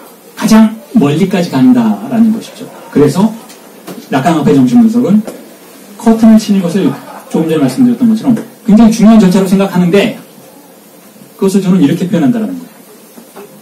타자에 의해 규정된 모든 욕망의 루틴을 지우는 과정이라고 볼 수가 있다는 거예요. 정신분석은 일종의 반복이에요, 여러분. 분석을 받아보신 분들은 아시겠지만, 분석을 하게 되면 계속해서 무언가를 반복하도록 만든다라는 것을 느끼게 돼요. 똑같은 얘기를 다양한 방식으로, 다양한 주제로, 다양한 틀로 다시 얘기할 것을 요청받아요. 예를 들어서 뭐 어린 시절에 어떤 사고를 당했어요. 그 이야기 했는데요. 그러면 분석가는 요구하죠. 다른 방식으로 해주세요. 다른 단어를 써주세요. 계속해서 다른 단어를 써서 자신의 과거와 특정한 욕망의 대상과 어떤 특정한 습관과 이런 것들을 묘사하기를 요구한다는 것은 어떤 위대한 숨겨진 적절한 최후의 단어를, 기표를 발견하기 위해서가 아니에요. 존재하는 권력에 의해서 가정된 기표들을 지우기 위해서인 것이죠. 자, 지우는 거예요. 지우는 행동인 거예요. 정신분석은 자아를 지우는 과정이라고 볼 수가 있다는 것이죠. 그게 정신분석이에요. 정신분석은 커튼을 치는 행위라고 할 수가 있는 것이죠. 그래서 정신분석은 저 뒤에, 자, 이런 게 있다고 가정하지 않아요.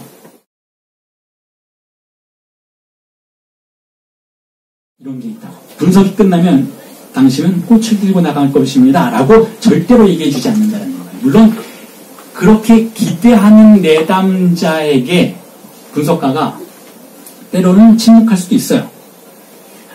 다시 말해서 그 기대를 완전히 말살시키지는 않을 수도 있다는 것이죠. 어쨌든 뒤에는 보다 나은 세계가 있다라는 희망을 가지고 있어야 합니까? 하지만 그 보다 나은 희망이라는 것이 무엇인지를 우리가 곰곰이 생각해 보아야 한다는 거예요. 지금 내가 이 시점에서 분석을 시작하는 이 시점에서 분석의 끝을 생각한다는 것은 지금 이 시점에서 내가 지배받고 있는 타자의 고정관념을 재료로 해서 미래를 상상한 것일 뿐이지, 그걸 재료로 해서 미래를 그려놓은 이미지일 뿐인 것이지, 그러니까 결국 미래의 그림도 내가 그린 그림은 아닐 것이니까, 그러한 방식으로 요구되는 최후의 희망은 별 의미가 없다라고 생각을 한다는 것이죠. 정신분석은. 자, 그럼에도 불구하고 분석가가 내담자에게 분석을 한 몇 년 받으시고 나면 아무것도 나아지는 게 없을 거예요 라고 말하지는 않아요. 그럼 안 오죠. 분석가가 그렇게 말하면 누가 오겠어요. 그래서 이렇게 얘기하는 거예요. 저의 경우에는 우리는 함께 선한 장소로 간다 라고 얘기하는 거예요. 선한 장소, 선한 장소, 올바른 장소로 간다는 거예요.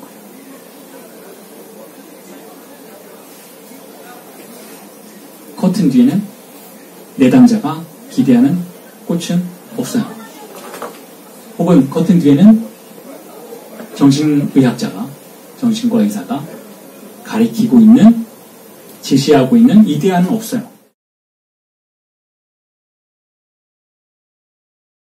커튼 뒤에는 아무것도 없어요, 사실은.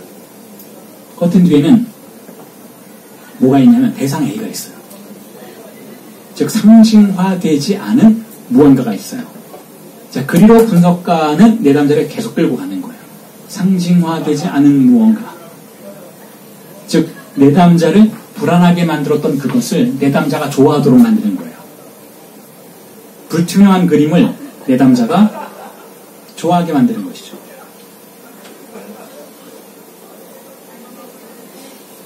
그래서 분석가에 대해서 내담자는 이러한 과정들을 이해할 수 있어야만 하는데, 그게 무슨 과정이냐면,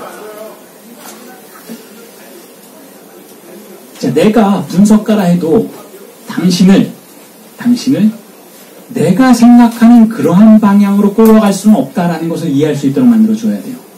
당신이 가야 하고 당신이 도달할 장소는 당신이 결정해야 한다는 걸 이해할 수 있도록 만들어줘야 되죠.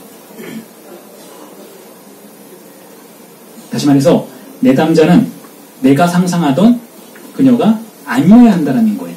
분석가도 사람이니까 내담자가 무엇이었으면 좋겠다라고 상상을 해요. 하지만 그건 분석가의 고정관념인 거예요. 분석가는 자신의 고정관념과 싸우는 자라고 제가 이미 말씀을 드렸어요. 어떤 가치 판단도 하지 않으려고 해야 한다. 따라서 분석가는 어떠한 내담자의 미래도 상상하면 안 된다는 것이죠. 내담자가 나중에 도달하는 장소는 내담자 스스로가 찾아내야 하는 장소라는 거예요. 그래서 거기에는 사실상, 즉 커튼 뒤에는 사실상 아무것도 없어요. 공백이 있어요, 공백.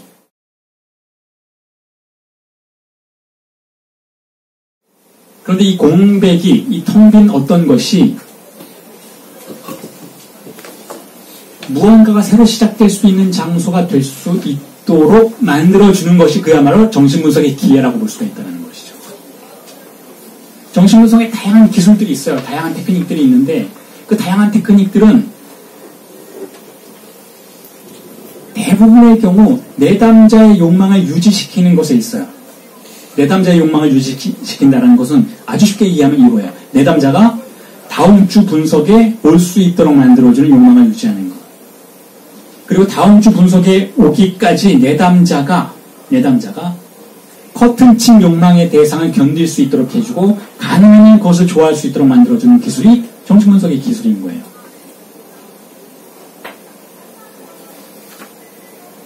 자, 그래서 오늘 여러분들에게 이야기해드린 이 프롤로그로서의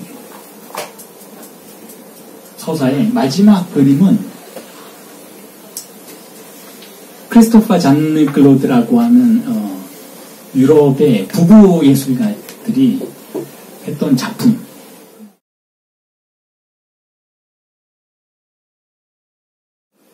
이 이미지를 소개해드리면서 프롤로그의 이야기를 정리를 하고 본격적인 텍스트의 탐사로 들어가고 싶은데요. 자, 이 두 명의 예술가는 이런 작업을 해요. 이거 뽕네프달이에요. 제가 이전에 다른 수업에서 미술사 수업 제가 좋아하는 작가인데요. 제가 좋아하는 이유는 이제 아시겠죠? 파라시오스인 이 사람들은 천을 두르는 자들인 거예요. 천을 두를 수 없는 것을 천을 둘러요. 그러니까 웬만한 작은 것에는 천을 두를 수가 있잖아요. 커튼을 칠 수가 있는데 뽕네프타리 정도 되면 엄청나게 크니까 두르기가 굉장히 힘들어요. 물론 요즘에 그렇게 생각할 수 있겠죠. 뭐 돈 있으면 다 할 수 있지 뭐. 근데 돈이 있어도 안 돼요.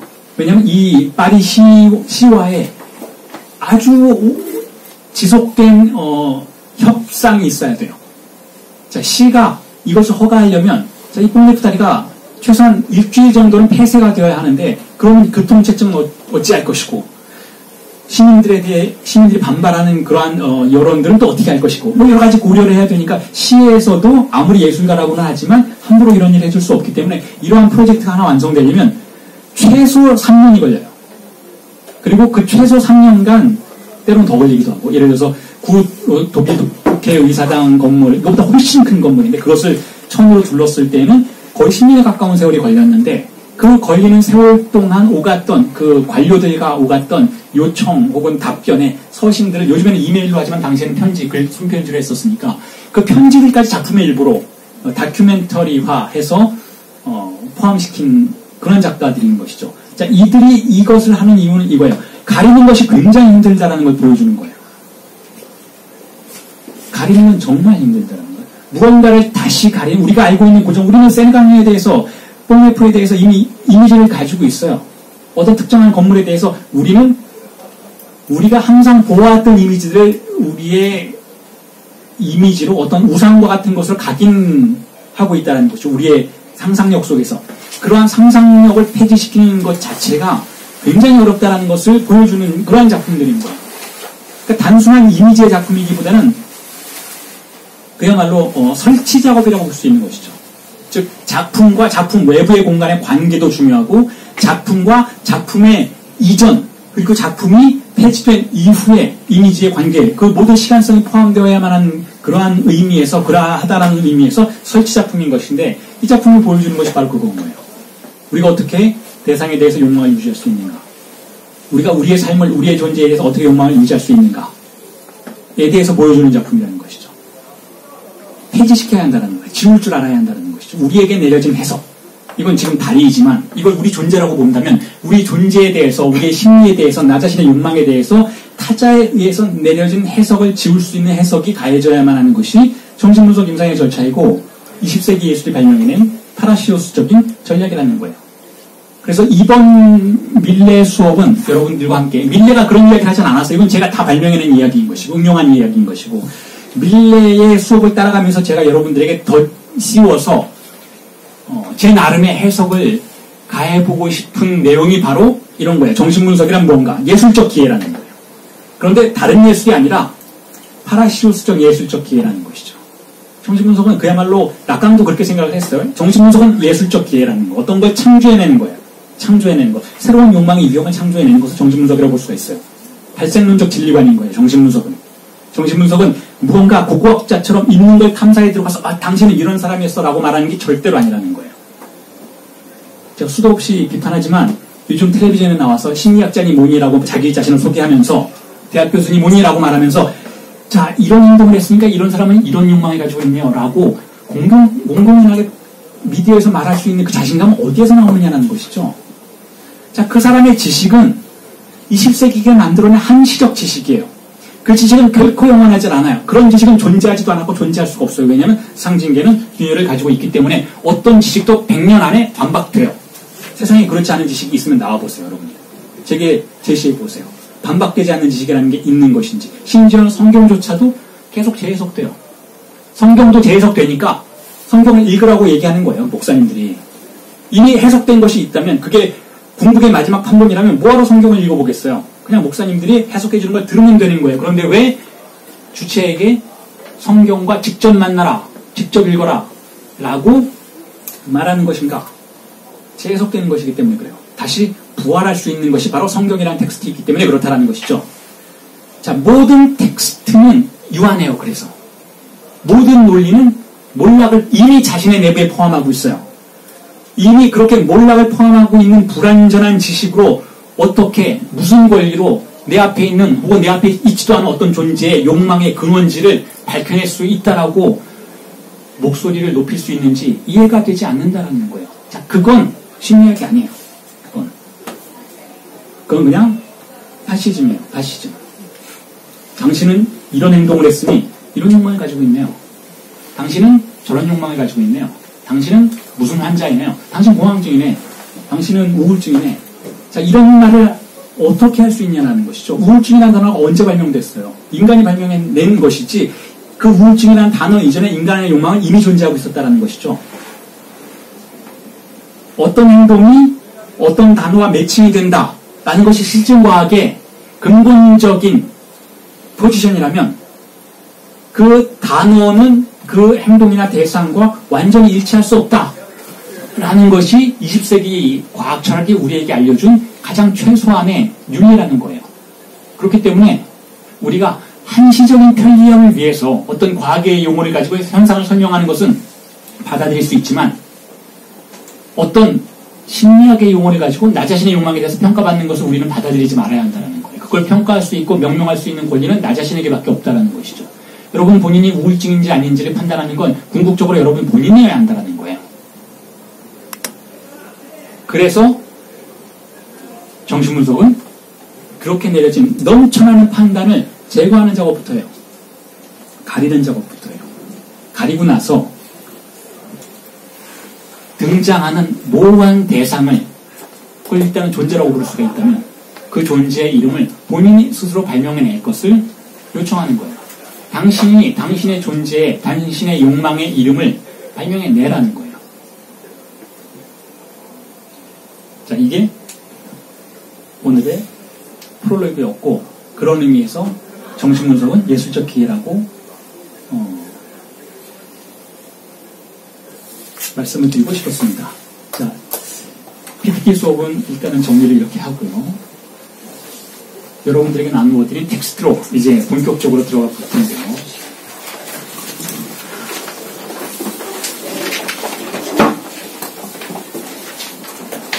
제가 여러분들에게 나누어드린 텍스트에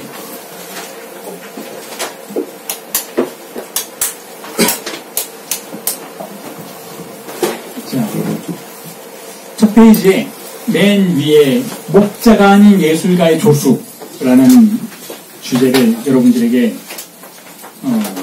명시해 놓았는데 지금까지 프롤로그에서 여러분들에게 말씀드렸던 것이 바로 그거예요. 정신분석가는 누구냐? 목자가 아니라는 거예요.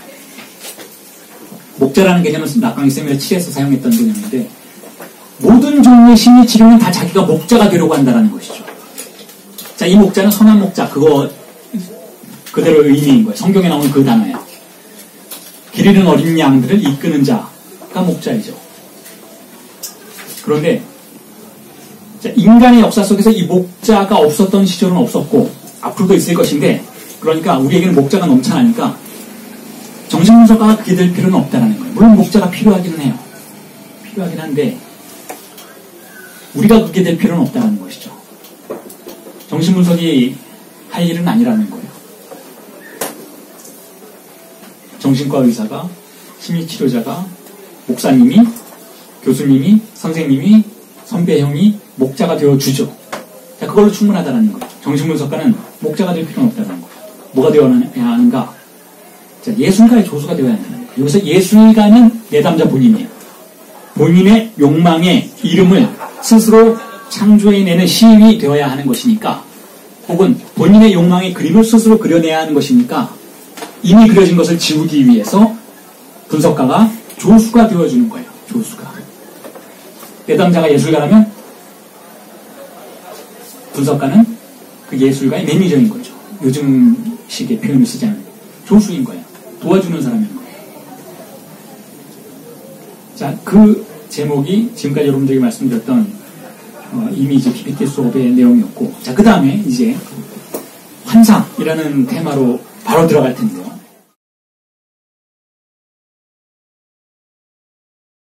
환상이라는 주제에는 자칼란 밀레가 중요하게 다루었던 주제이기도 해요. 82년 초에 수업에서 다루었던 주제이기도 하죠. 자, 환상은 무엇인가? 자, 판타즘, 판타지. 환상은 무엇인가? 자, 이 이야기부터 시작할게요. 왜 환상이 중요한가 하면, 환상은 여러 층위가 있는데, 자, 일단 첫 번째 환상. 자, 우리 모두가 살아가는 세상이 환상인 거예요. 조금 전에 말씀드리겠지만, 인간은 환상의 세계를 살아가고, 그 중에서도 신경증자는 보편적 환상의 세계를 살아가고, 정신병적 주체는 개인적 환상의 세계를 살아가고, 두 가지 차원의 환상이 있는 것이죠. 인간이 가지고 있는 환상이. 그래서 보편적 환상일 경우에는 우리는 그것을 리얼리티라고 불러요. 역설적이게도. 보편적일 경우에는. 그런데 그것이 개인적일 경우에는, 즉 고독할 경우에는, 즉 타자와의 소통이 불가능한 환상일 경우에는 망상이라고 불러요. 편집증이라고 부르죠. 그리고 그 정신병으로 간주하죠. 자, 두 종류의 환상이 있어요. 그 외에는 뭐가 있는가? 실제가 있어요. 근데 그 실제는 우리가 생각하는 그 리얼리티가 아니에요. 실제는 무언가 하면 락강의 그 실제 개념인데, 실제는 무언가 하면 일종의 상징화될 수 없는 것, 즉 상징화의 결과물이 환상이라면 상징화될 수 없는 잔여물들이 계속해서 떠다니는데, 이 떠다니는 것이 우리에게 불안감을 주기 때문에 상징화는 그것을 다시 사로잡고 그것을 환상으로 봉합하려고 해요. 자, 그래서 엄밀한 의미에서 우리가 현실이라고 부를 수 있는 것은 두 가지 종류가 있는데, 하나는 환상이 있고 하나는 실제가 있다는 거예요. 그리고 환상은 우리에게 리얼리티로 다가와요. 아주 실제적인 것으로 다가와요. 그리고 실제는 우리에게 전혀 리얼리티가 아닌 것으로 다가와요. 그래서 그것이야말로 일종의 환상처럼 느껴지는 것이죠. 예를 들면 꿈은 환상적이잖아요. 우리는 누군가가 말도 안 되는 얘기하면 꿈꾸냐? 라고 핀잔을 주기도 하는데, 실제로는 꿈이 더 리얼하다는 거예요. 실제로는. 무엇에 관해서 더 리얼한가 하면 우리 자신의 욕망에 관해서 더 리얼하다는 것이죠. 반면에 우리가 살아가는 실제 현실은 아주 정교하게 방어된 세계이기 때문에 그것이 환상이라는 것을 우리에게 들키질 않아요.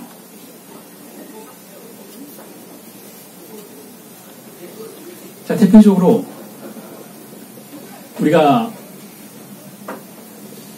가정할 수 있는 환상은, 자, 누군가가, 지금도 많은 사람들이 그렇게 하고 있는데, 사랑 때문에 폭력을 행사하고, 사랑 때문에 누군가를 죽이고, 사랑 때문에 자살하고, 자, 이런 현상들 있잖아요.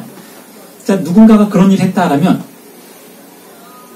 누군가가 사랑 때문에 자살을 했어요. 예를 들어서 사랑하는 사람으로부터 버림을 받고 자살했어요. 그럼 그 사람에 대해서 우리가 연민을 갖죠. 연민을 가질 수 있는 이유는 그 사람을 우리가 그렇게 할 것인지 아닌지는 몰라도 그 사람을 이해할 수는 있기 때문에 그래요. 그러니까 그런 이야기들을 보면 로미오와 줄리엣이 등장하는 텔레비전 프로그램, 영화를 보면 우리가 눈물을 흘리는 이유가 거기에 있어요. 공감한다라는 거예요. 그 얘기는 사랑이라는 추상적인 대상을 통해서 리비도가 작동하는 걸 우리는 충분히 이해하고도 남는다는 거예요. 그럼에도 불구하고, 자, 그런 일들을 강아지들이 이렇게 보고 있으면 어떻게 생각할까요? 만약에 강아지들이 말할 수 있어서 대화를 나누고 있다면 뭐라고 생각할까요? 미쳤구나 라고 생각할 거예요. 미쳤구나. 혹은 외계인들이 이렇게 인간들을 관찰하면서 사랑 때문에 자살하는 사람을 본다면, 만약에 사랑이라는 개념이 없는 외계에서 온 어떤 외계인이라면 정말 이해가 안 가고 위험하다고 생각할 거예요. 아, 사람 굉장히 위험하네. 저거 금지해야 되겠어. 라고 생각할지도 몰라요. 제가 지금 무슨 이야기를 여러분들에게 드리고자 하는 것이냐면, 환상이라는 것은 우리의 인간이 공유하고 있는 극히 추상적인 체계인 것인데, 우리는 그걸 굉장히 리얼한 것으로 간주한다라는 거예요. 여러분, 배가 고파서 좌절하는 사람은 없어요.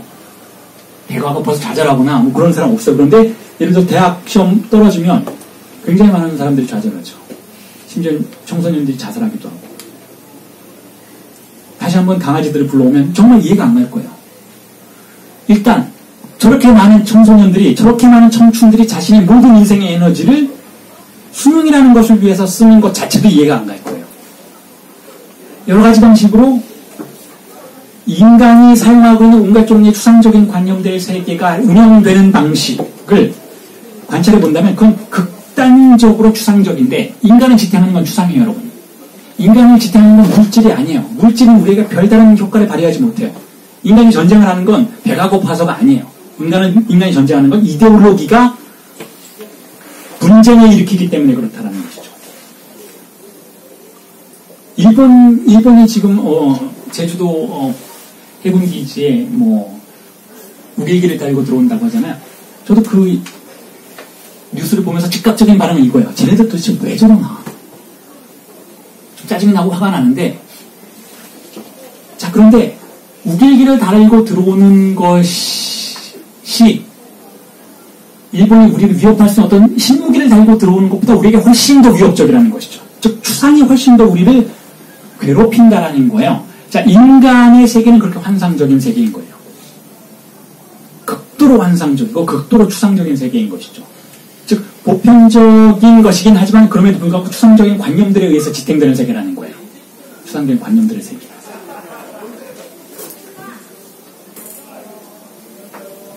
자, 그런데 정신병의 세계에서는 동일하게 추상적인 것들이 지배해요. 정신병적인 세계에서도 물질적인 것들이 지배하는 세계가 아니에요. 여러분 정신병자하고 대화해보세요. 엄청나게 추상적인 체계들을 가지고 있어요. 누구에게 감시받고 누구를 감시하고 누가 나를 위협하고 누가 나를 험담하고 모함하고 온갖 종류의 심리적인 추상성들의 세계인 것이지 실질적인 물질적인 위협의 세계는 아닌 거예요. 정신병자들이 배고프다고 고통을 호소하는 경우는 없어요. 옷이 따뜻하지 않다고 고통을 호소하는 경우가 없어요. 추상적인 어떤 것들이 고통을 가져다 주는 것인데 그들의 세계를 우리가 굳이 구별해서 망상이라고 부르는 이유는 그들의 세계가 신경증자들이 공유하고 있는 환상의 세계보다 열등한 세계라서 그런 것이 아니라는 것이죠. 열등하지 않아요. 똑같아요. 그 위상을 저는 전혀 다르다고 보지 않고 락강도 마찬가지로 생각해. 정신병자가 신경증자, 즉 우리 소위 정상이라고 말하는 사람들보다 열등한 자들이 결코 아니라는 거예요. 그런데 구조가 다르다는 것이죠. 그들의 구조는 폐쇄적이에요. 즉 개인적이에요. 그래서 소통이 불가능하다는 것이죠. 그래서 그것을 망상이라고 부르는 거예요. 소통이 불가능하기 때문에 살아가기가 굉장히 힘들어요. 자신을 이해해 줄 사람이 없는 거예요. 신경증의 세계에선 우리의 환상을 이해할 수 있는 사람이 대부분인데도 불구하고 정신병의 세계는 그렇지 않다는 것이죠. 자, 일단 환상이 그런 두 가지 차원으로 가정이 된다면 다시 신경증의 영역으로 돌아와서 그다음 신경증의 영역에서 환상이 가지고 있는 특성은 무언가? 자, 밀레는 이렇게 얘기해요. 환상이란 기페 뷰테라는 표현을 써요. 기페 뷰테. 뷰테가 뭐냐면 제동을 건다라는 뜻이에요. 뷰테. Le fantasme qui fait buter. 즉 판타즘이 제동장치의 기능을 한다는 거예요. 무엇에 대해서 제동장치의 기능을 하는가 하면 qui fait buter à la métonymie라는 표현을 쓰죠. 메토니미, 환유에 대해서 제동장치의 기능을 한다는 거예요. 오늘 처음 오신 분들은 제가 환유라는 단어를 썼을 때 설명을 필요로 한다라고 생각하실 테고 그렇지 않은 분들은 환유에 대해서 지난 파트의 수업에서 충분히 설명을 했다라고 생각하시는 분들도 계실 텐데 그럼에도 불구하고 제가 간단하게 다시 설명을 드릴게요. 자, 환유는 하나의 기표가 다른 하나의 기표에 의해서 대체되는 거예요. 이게 환유예요. 우리가 국어 시간에 배우는 그 환유라는 개념이 바로 그거인 것인데 예를 들면 배가 있잖아요. 배라는 어떤 총체가 있는데 우리는 돛대가 3개 있어. 그러면 배의 일부의 기표로 배라는 기표를 대체하죠. 근데 이러한 대체는 끝이 없어요. 락강이 환유라는 것을 이해하는 방식은 락강식의 언어학, 락강식의 그걸 랑기스틱이라고 하는데 랑기스틱이 아니고 언어학이 아니라 언어학보다는 조금 개인적인 그런 거, 랑기스틱. 조금 희화화하는 표현을 써서 자기만의 언어 이론이 있는데 언어 썰이라고 할 수 있겠죠. 그 썰이라는 단어가 좋겠네요. 자신의 언어 썰이 있다는 거예요. 내 언어 썰이 있는데 한번 들어봐라 라고 이야기하면서 락강이 환유를 그렇게 얘기해요. 환유는 끝도 없이 반복된다는 거예요. 이게 환유의 특징이라는 것이죠. 자, 환유가 무한히 전개된다 라는 것은 우리가 제가 이걸 설명하기 위해서 자주 드는 사례를 떠올려 보시면 쉽게 이해가 돼요. 여러분들이 외국어 단어 하나를 이해하기 위해서, 예를 들어 영어 사전을 열어요. 영어를 이해하기 위해서 영어 사전을 열면 어떤 일이 벌어지나요? 그것에 대한 명백한 번역을 얻기 위해서는 한 번 딱 열어서는 안 돼요. 예를 들어서 하나의 단어를 설명하는 여러 가지 일군의 단어들이 사전에 등장하겠죠. 일군의 단어를 쭉 읽고 있으면 여기서도 모르는 단어가 생겨요. 그럼 또 이걸 설명하는 또 다른 페이지를 펼쳐야 돼요. 계속해서 연쇄가 벌어지는, 기표의 연쇄가 벌어지는 것이죠. 자, 이게 환유예요. 락강이 생각하는 환유가 이거예요. 그런데 이 환유의 근본적인 기능은 우리에게 결혈을 가져오는 거예요. 결혈을. 왜 결혈을 가져오는가 하면 이 환유를 락강이 언어장치라는 것의 근본적인 특성으로 간주를 하는데, 어린아이가 처음에 언어를 받아들였을 때 맞닥뜨리게 되는 상황이 바로 이 언어장치에서 작동하고 있는 기표들의 환유인 거예요. 더 쉽게 설명을 하면, 굉장히 간단하게 설명을 하자면 이거예요. 아이가 어머니와 분리되죠. 프로이트를 조금이라도 읽어보신 분들이라면, 자, 이게 인간의 문명의 출현이라는 거 아실 거예요. 어머니와 분리된다. 어머니와 분리된다라는 건 진짜 엄마와 생이별을 한다라는 것이 아니라 어머니와 함께 하던 쾌락을 포기한다라는 거예요. 어머니를 포기한다는 건 쾌락을 포기한다. 원초적인 쾌락을 포기한다라는 것이죠. 그러니까 아이에게는 어떤 법이라는 게 존재할 수가 없잖아요. 그냥 어머니와 함께 있는 거예요. 젖주면 젖 먹고, 물 주면 물 먹고, 안아주면 안겨서 그냥 좋은 것이죠. 엄마 있으면 딱 좋아요. 그런데 함께 계속 있을 수가 없죠. 함께 계속 있을 수 없도록 만드는 건 뭐예요? 가정의 법이에요. 법. 엄마는 다른 일도 해야 돼요. 그러니까 엄마라는 쾌락을 포기해야 돼요. 자, 절단이 일어나는 것이죠. 일종의 거세가 일어나는 것이죠. 절단, 분리, 어머니와 분리가 일어날 때, 자, 짐승들의 세계에서는 그냥 일어나요. 그러니까 무언의 법칙에 의해서 어떤 특정한 이미지에 의해서 분리가 일어나요. 물론 짐승들의 세계에서도 분리가 일어나죠. 고양이도 그렇고 강아지들도 그렇고 어쨌든 포유류, 젖먹이 동물들은 젖을 떼는 과정이 필요하니까 분리가 일어나는데, 거기서 어떤 이미지에 관련된 법칙에 이 아기 동물을 어미 동물과 분리하는데, 인간에게는 좀 특수한 일이 벌어진다는 거예요. 인간에게는 어떤 분리가 일어나는가 하면, 고양이가 제기 새끼 쫓듯이 깨물어버리나요? 그렇지 않아요. 어떻게 하나요? 말로써 그렇게 한다는 거예요. 말로써 분리가 일어난다는 것이죠. 그래서 이 분리에 가장 설득력 있는, 이 분리를 가장 효과적으로 발생시키는 장치가 바로 언어장치라는 거예요.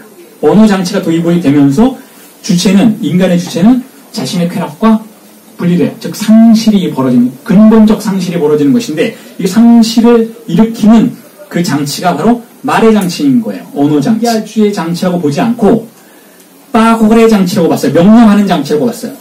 그런데 50년대 중반부터는 언어장치라는 것으로 그 상징계를 제거하기 시작했다는 것을 제 수업을 이전에 듣던 분들은 기억을 하실 거예요.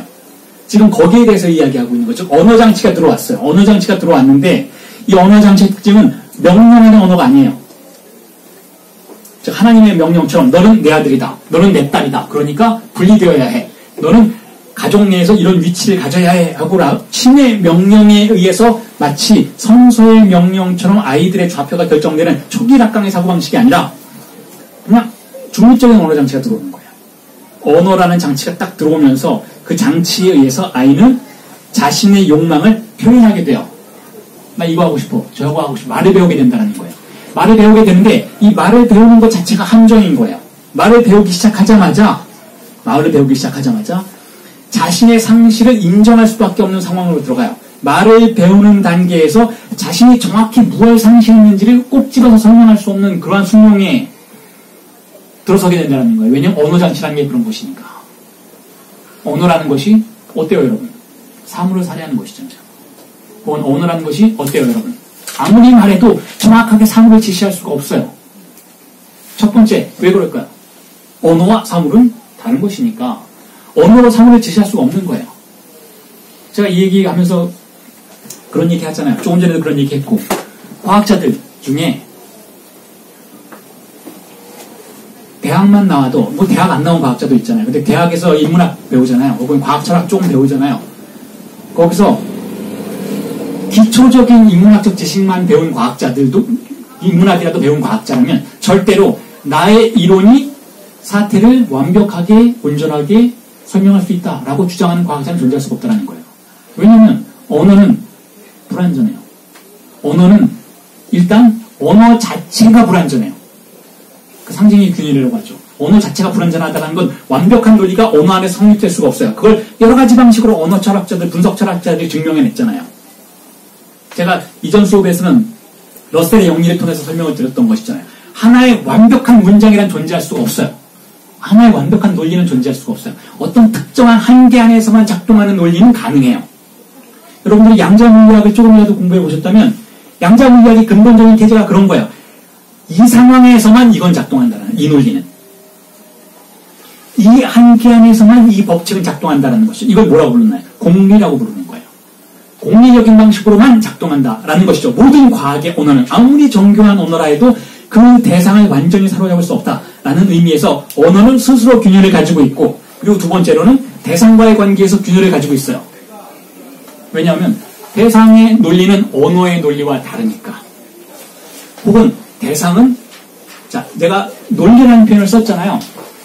논리라는 표현 자체도 대상의 논리가 있다라는 말도 모순인 거예요. 왜냐하면 그 논리라는 것도 언어적인 표현인 것이기 때문에, 대상은 언어적인 것이 아니기 때문에 논리라는 것을 가질 수가 없다라는 것이죠. 그렇기 때문에 대상을 아무리 정교한 언어로 포획하려 한다 해도, 설명하려 한다 해도 언어는 완전히 대상에 접근할 수 없다는 거예요. 그러니까 조금이라도 상식을 가진 과학자라면 어떤 특정한 이론이 사태를 온전하게 설명할 수 있다라는 주장은 절대로 안 한다라는 것이죠. 자, 그게 언어장치의 특징이기 때문에 그 언어장치가 아이와 어머니의 사이를 분리하면서 아이에게 언어적 존재가 되도록 강제했다면 아이는 이미 자신의 욕망에 대해서 불완전하게 반응하는 주체가 되는 거예요. 그게 바로 결여가 도입되는 것이죠. 이렇게 마이너스 피라고 써요. 고대 그리스어를 써서 피, 팔루스의 소문자를 써서, 팔루스는 남근이죠. 남근이 거세되었다라는 의미에서 마이너스 피라는 단어를 쓰죠. 그게 바로 언어 장치에 의해서 아이에게 수용된 결여인 거예요. 공백인 거예요. 그래서 아이는 말을 하는 존재가 되는 순간부터 이미 자신의 쾌락에 대해서 결여를 갖게 되는 거예요. 그러니까 불완전성을 갖게 되는 것이죠. 즉 공란을 갖게 되는 거예요. 아무리 채워도 채워지지 않는 간극을 갖게 되는 것이죠. 언어 장치가 우리에게 들어오는 순간 우리가 욕망에 관련해서 받아들여야 되는 숙명은 그거라는 것인데, 거기에 덧붙여서 그 언어 장치가 작동하는 방식이 수시르를 참조하면서 락강이 이렇게 설명한다는 거죠. 언어 장치는 하나의 기표가 다른 하나의 기표에 대체된 방식으로 작동한다라는 거예요. 여러분들이 무언가 설명해 보세요. 그럼 언어가 어떻게 작동하는지를 아주 상식적으로 쉽게 이해할 수 있어요. 계속해서 말을 해도 대상이 완전하게 설명되지 않기 때문에 우리는 계속해서 다른 기표를 가져올 수밖에 없는 거예요. 끝도 없이 다른 기표를 가져와야 돼요.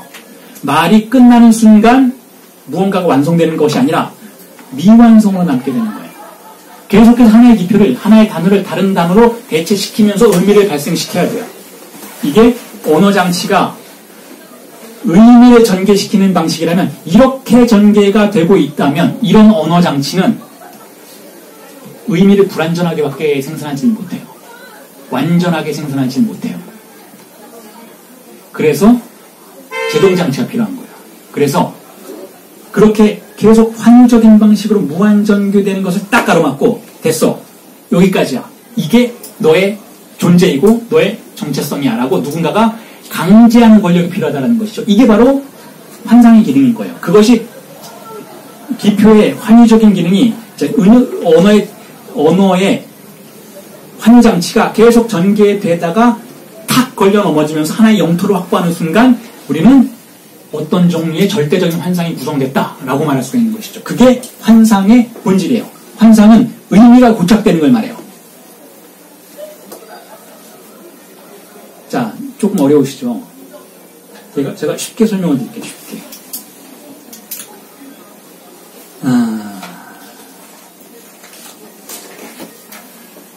예를 들어서 누군가가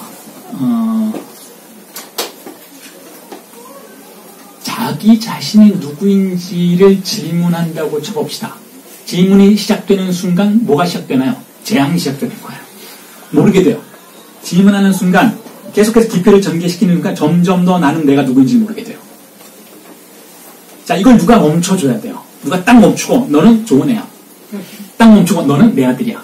너는 내 딸이고 너 예뻐. 너 괜찮아. 라고 딱 멈춰주는 권력이 필요해요. 그때 더 이상 질문되지 않는 순간 발생하는 것이 환상이에요. 혹은 언어학적인 용어를 쓰자면 의미화가 형성이 되는 거예요. 의미화가. 어떤 의미가 고착이 되어야만 그것이 의미가 돼요. 계속 유출되면 계속해서 다른 기표의 공격을 받게 되면 의미화가 공고하게 토대를 형성하고 하게 되지 못하기 때문에 그 특수한 의미의 발생을 완성하지 못한다는 것이죠. 그래서 우리가 어떤 의미가 강력하게 발생하고 있다라고 가정이 되는 장소를 관찰해 본다면 거기에서는 기표의 전개가 멈춘 상태라는 것을 볼 수가 있어요. 대표적으로 자기 정체성에 대해서 확신하는 사람들을 관찰해 보세요. 난 이런 사람이야. 딱 잘라서 자신을 신뢰하고 자신에 대해서 더 이상 의심하지 않는 강한 신념의 주체들을 보세요. 질문하지 않아요. 그건 좋기도 하고 나쁘기도 하죠, 여러분. 가끔가다 그런 사람들 만나잖아요. 저도 그런 사람을 만나요. 나이가 좀 드신 분들이 그런 분들이 많이 계신데, 특히 남자분들이 그런 분이 많이 계신데, 한 50 중반. 인생을 살 만큼 사셨고, 아직도 자신감을 가질 수 있는 나이이고, 사회적인 영향력도 가지신 그런 분들이 만났을 때, 자신에 대한 확신이 거의 과대망상에 이를 정도로, 표현되는 분들이 있죠. 자, 그런 분들은 자신만만하고 자신이 이루어놓은, 자신이 경험한 의미의 영역을 아주 강하게 장악하고 계신 분들인데, 이분들의 특징이 뭐냐면, 새로운 기표가 들어오는 것을 거부한다는 거예요. 자기 확신이 강하다는 건 환상이 강하다는 뜻이고, 환상이 강하다는 건 의미가 고착되어 있다는 뜻이고, 의미가 고착되어 있다는 것은 기표가 수용되지 않고 있다는 뜻이에요. 자, 그게 제가 지금 표현드린 이 뉘앙스 속에서는 좀 나쁜 뉘앙스죠. 저 사람 과대망상이네. 그렇게 잘났어? 뭐 이렇게 생각할 수 있는 것이잖아요. 저 사람은 저렇게 되면 변화할 가능성도 없고 자신에 대한 비판을 수용하지도 않겠네. 라고 생각할 수 있겠죠. 자, 그런데 또 좋을 때도 있어요. 그러한 순간에만 우리는 어떤 특정한 문제들을 돌파할 수가 있어요. 예를 들어서 제가 자주 드는 예인데, 광주 민주화항쟁에서 마지막에 도청을 사수했던 그 사수대원들, 그 민간인들이 만약에 민주주의라는 것에 대해서 계속해서 의심했다면, 자, 이게 최종적으로 좋은 거야? 우리가 이걸 위해서 목숨을 걸 필요가 있어? 혹은 민주주의 했던 나라들 잘 관찰해보면 안 좋은 나라들도 많은데, 혹은 민주주의가 결국 뭐야?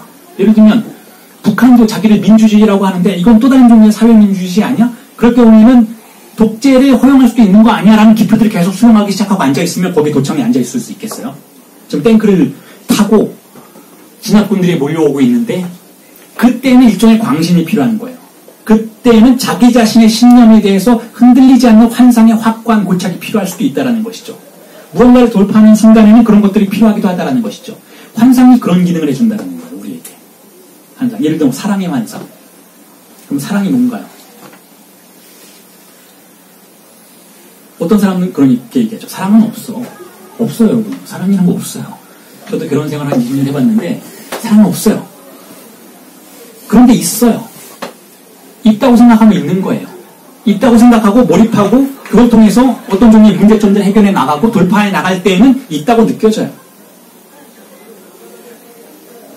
사랑의 영역에서도 환상은 때로는 우리를, 자, 어떠한 기표도 우리를 침입할 수 없도록 만들면서 새로운 관계를 창안해낼 수 있도록 만들어줘요. 남자와 여자 혹은 여자와 여자, 남자와 남자, 때로는 어떤 종류의 관계가 형성되었을 때 그 관계가 이 세상에서 전혀 새로울 수 있도록 우리를 도와주는 건 역시 사랑의 환상인 거예요. 남들이 뭐라 해도 나는 나의 사랑을 지키겠어 라고 말하고 무언가를 추구하는 순간, 둘만의 무언가를 추구하는 순간 새로운 영토가 확보가 되는 거예요. 둘만의 세계가 개방되는 것이니까, 둘만의 역사가 만들어지는 것이니까, 그런 종류의 상황 속에서 환상은 긍정적인 역할을 하죠. 때로는 예를 들면 예수를 따라 나섰던 사도들, 환상에 빠진 거잖아요. 예수는 신이 아니에요. 예수는 인간이에요. 제가 볼 때는. 그럼에도 불구하고 예수를 그렇다라고 믿고 확신하는 순간 뭐가 개방되나요? 신약의 세계가 개방되는 엄청난 혁명이 일어나는 거예요.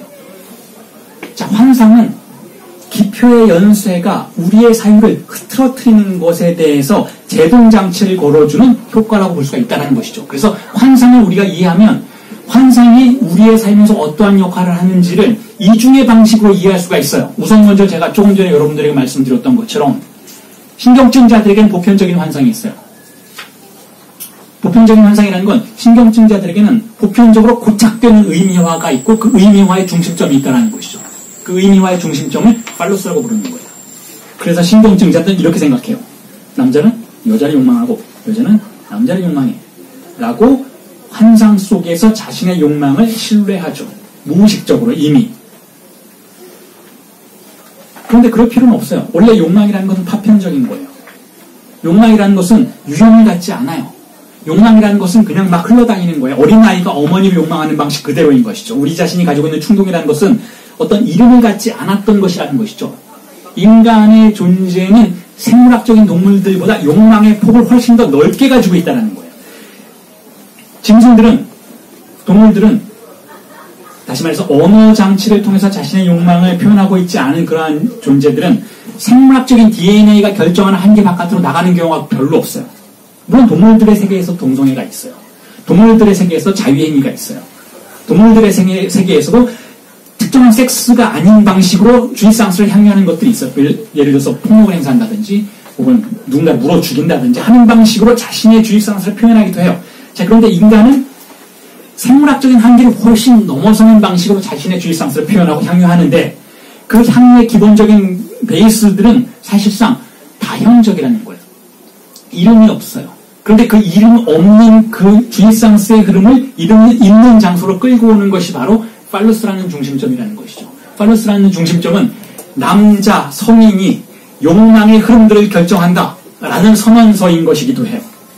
그래서 그 장소에서 환상이 구축되면 우리는 그것을 리얼리티라고 생각하게 된다는 거예요. 아, 나는 남자야. 혹은 당신은 여자야. 라는 방식으로 대상을 규정하고 좌표를 규정하고 남자는 이런 욕망을 갖게 되는 것이지 라고 이미 무의식이 그것을 받아들여서 욕망을 운용하기 시작한다는 것이죠. 자, 그 장소에서는 아무리 다른 기표들이 흘러들어와도 이 환상을 위협하기는 상당히 힘들어요. 물론 그것을 가장 많이 위협하는 기표가 바로 이런 락강에 담는 기표인 것이죠. 자, 그럼에도 불구하고 무의식은 끄떡 없어요. 여러분, 가끔가다 그런 특히 어린 학생들이 대학에서 제가 강의를 할 때 이런 강의를 하면 자, 감당하기 힘든 강의인 거예요. 대학교 한 1, 2학년들한테 남자도 없고 여자도 없다 이러면 난리가 나요, 사실은. 그럼 그런 것을 아주 은밀하게 질문하는 학생들이 있어요. 락강 공부하면 저 동성애자 되는 거 아니에요? 이렇게. 제가 원래 이성애자였는데 그게 환상이라면 이거 공부 열심히 하다가 동성애자 되는 거 아닐까요? 라고 질문하는 학생들도 있어요. 그렇게 안 돼요. 우리의 무의식은 그렇게 호락호락하지 않다라는 거예요. 무의식은 이미 환상에 완전히 장악되어 있기 때문에 어떤 기표가 들어와도 그 환상의 의미의 고착을 흔들기는 거의 불가능에 가까워요. 물론 원래 동성애적인 구조를 가지고 있는 주체가 이성애적인 환상에 사로잡혀 있어서 자신의 내부에서 여러 가지 충돌을 일으키고 있다가 이러한 지식을 통해서 자신의 동성애를 해방하는 경우는 있어요. 그건 일종의 해방인 것이죠. 자, 그런데 동성애자가 이성애자가 되진 않는다는 거예요. 이성애자가 동성애자가 되지도 않고 퀴어 축제에 나와서 비난하고 공격하고 하는 기독교인들에게 한마디 해주고 싶은 거예요. 두려워하지 말라는 거예요. 동성애자는 이성애자가 될 수 없지만 당신들도 이성애자가 동성애자가 되는 경우는 없으니까 전염되는 게 아니라는 것이죠. 자, 환상은 그렇게 강력해요. 그리고 그 환상의 중심에 제가 이미 여러분들에게 표현드렸던 것처럼 팔로스가 있어요. 팔로스는 뭐냐면 의미화 장치인 거예요. 그렇게 생각하시면 돼요. 팔로스는 남근이잖아요. 그런데 남근이라는 건 이런 의미를 가지고 있어요. 어린아이가 남자의 경우에는 자, 아버지처럼 되어서 나는 남근을 획득할 거야 라고 생각함으로써 자신의 욕망을 운용하게 돼요. 즉 자신의 성욕을 의미화하게 되는 것이죠.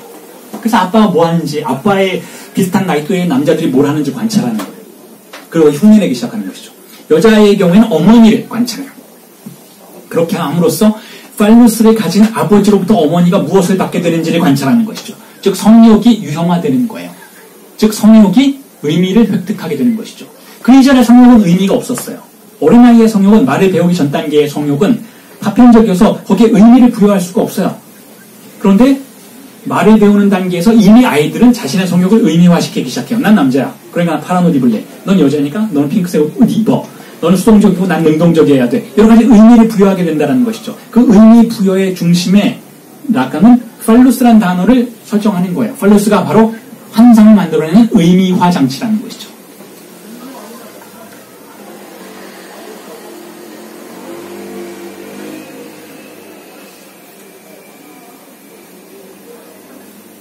자, 그래서 이러한 의미화를 절대적이라는 단어, 압솔루이라는 단어를 쓰면서 라칸이 설명하는 부분들을 여러분들에게 오늘 던지고 오늘 수업을 정리를 하고 싶은데요. 자, 의미화는 이제 여러분들 아실까? 의미화 그러면 환상인 거예요. 환상화가 의미화인 것이고, 의미화라는 건 의미가 흘러나가는 것이 아니라 어떤 한계 안에 딱 멈춰서 형상을 갖도록 만들어주는 것을 의미화라고 볼 수가 있어요. 그래서 의미화 혹은 환상은 상상계랑 관련이 있어요. 상상계는 뭐냐면 자아가 무엇인지를 결정해 줄 수 있도록 만들어주는 이미지를 말해요. 그게 상상계예요. 이미지의 관계를 상상계라고 불러요. 거울 관계를 상상계라고 부르는데, 자아가 무엇인지 이미지로 그려질 수 있다는 건 의미가 구체화됐다는 뜻이에요. 그 의미가 구체화되는 것을, 그 의미화를 시니피카시옹이라고 부르는데, 라칸은 절대적이라고 표현해요. 절대적. 절대적이라는 표현을 라칸이 여러 군데서 써요. 그런데 라칸이 절대라는 단어를 쓸 때는 이런 의미를 가지고 있어요. 시스템으로부터 독립되어 있을 때 라칸은 절대라는 표현을 써요. 시스템 안에 일부분일 때는 절대는 아닌 거예요. 다른 하나가 있어야 작동하는 부속품인 것이니까 절대라는 단어를 쓸 수가 없는데, 환상에 관련해서 의미화가 발생할 때에는 그것을 절대라고 부른다는 것이죠.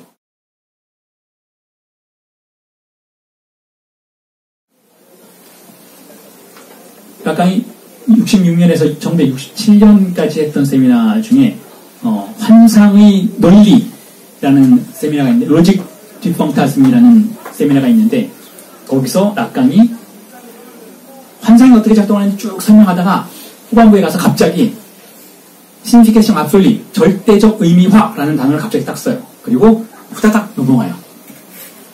그에 대해서 밀레가 도대체 왜 이런 용어를 썼는지를 추적해보자 라고 제안하고 82년의 초에 강의에서 그것들을 설명하기 시작하는데, 그 부분을 제가 여러분들에게 설명을 드리고 있는 것인데, 자, 절대적 의미화라는 것은 모든 의미화는 절대적이어야만 한다는 뜻이에요. 만약에 의미화가 일어났다는 것은 더 이상 기표현세가 일어나지 않는다는 뜻이에요. 기표현세가 일어나면 또 의미가 빠져나가요. 또 의심이 생기고 또 결례가 도입이 되고. 그런데 의미화가 환상의 위상으로 구성이 되었다라는 것은 이미 상징계로부터 떨어져 나왔다는 뜻이에요.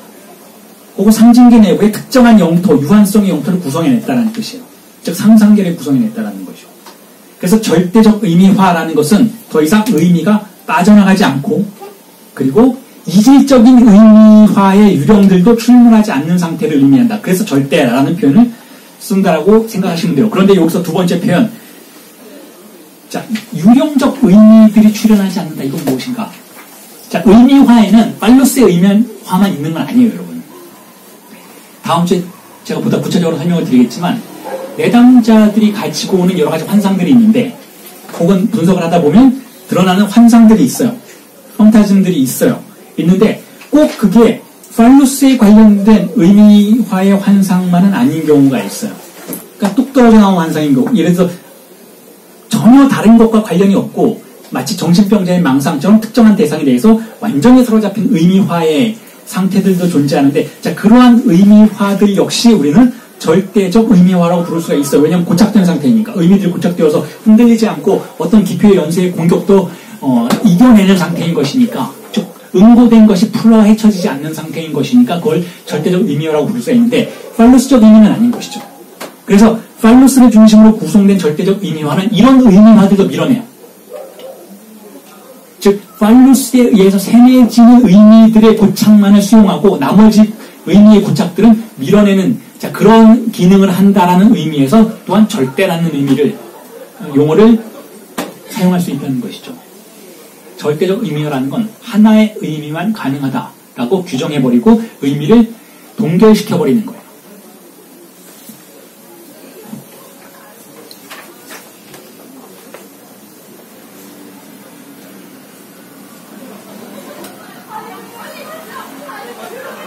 자, 그런데 이 얘기 마지막으로 여러분들에게 드리면서 수업을 정리해볼게요. 의미가 고착되고 환상이 구성되는 것은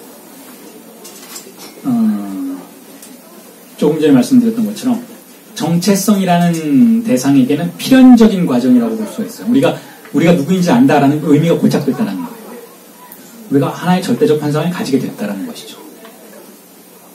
그래서 제가 프롤로그 수업에서 정신분석은 지우는 과정이다, 커튼을 치는 과정이다 라고 여러분들에게 설명을 드렸다면 지금 말씀드리고 있는 이 절대적 의미화를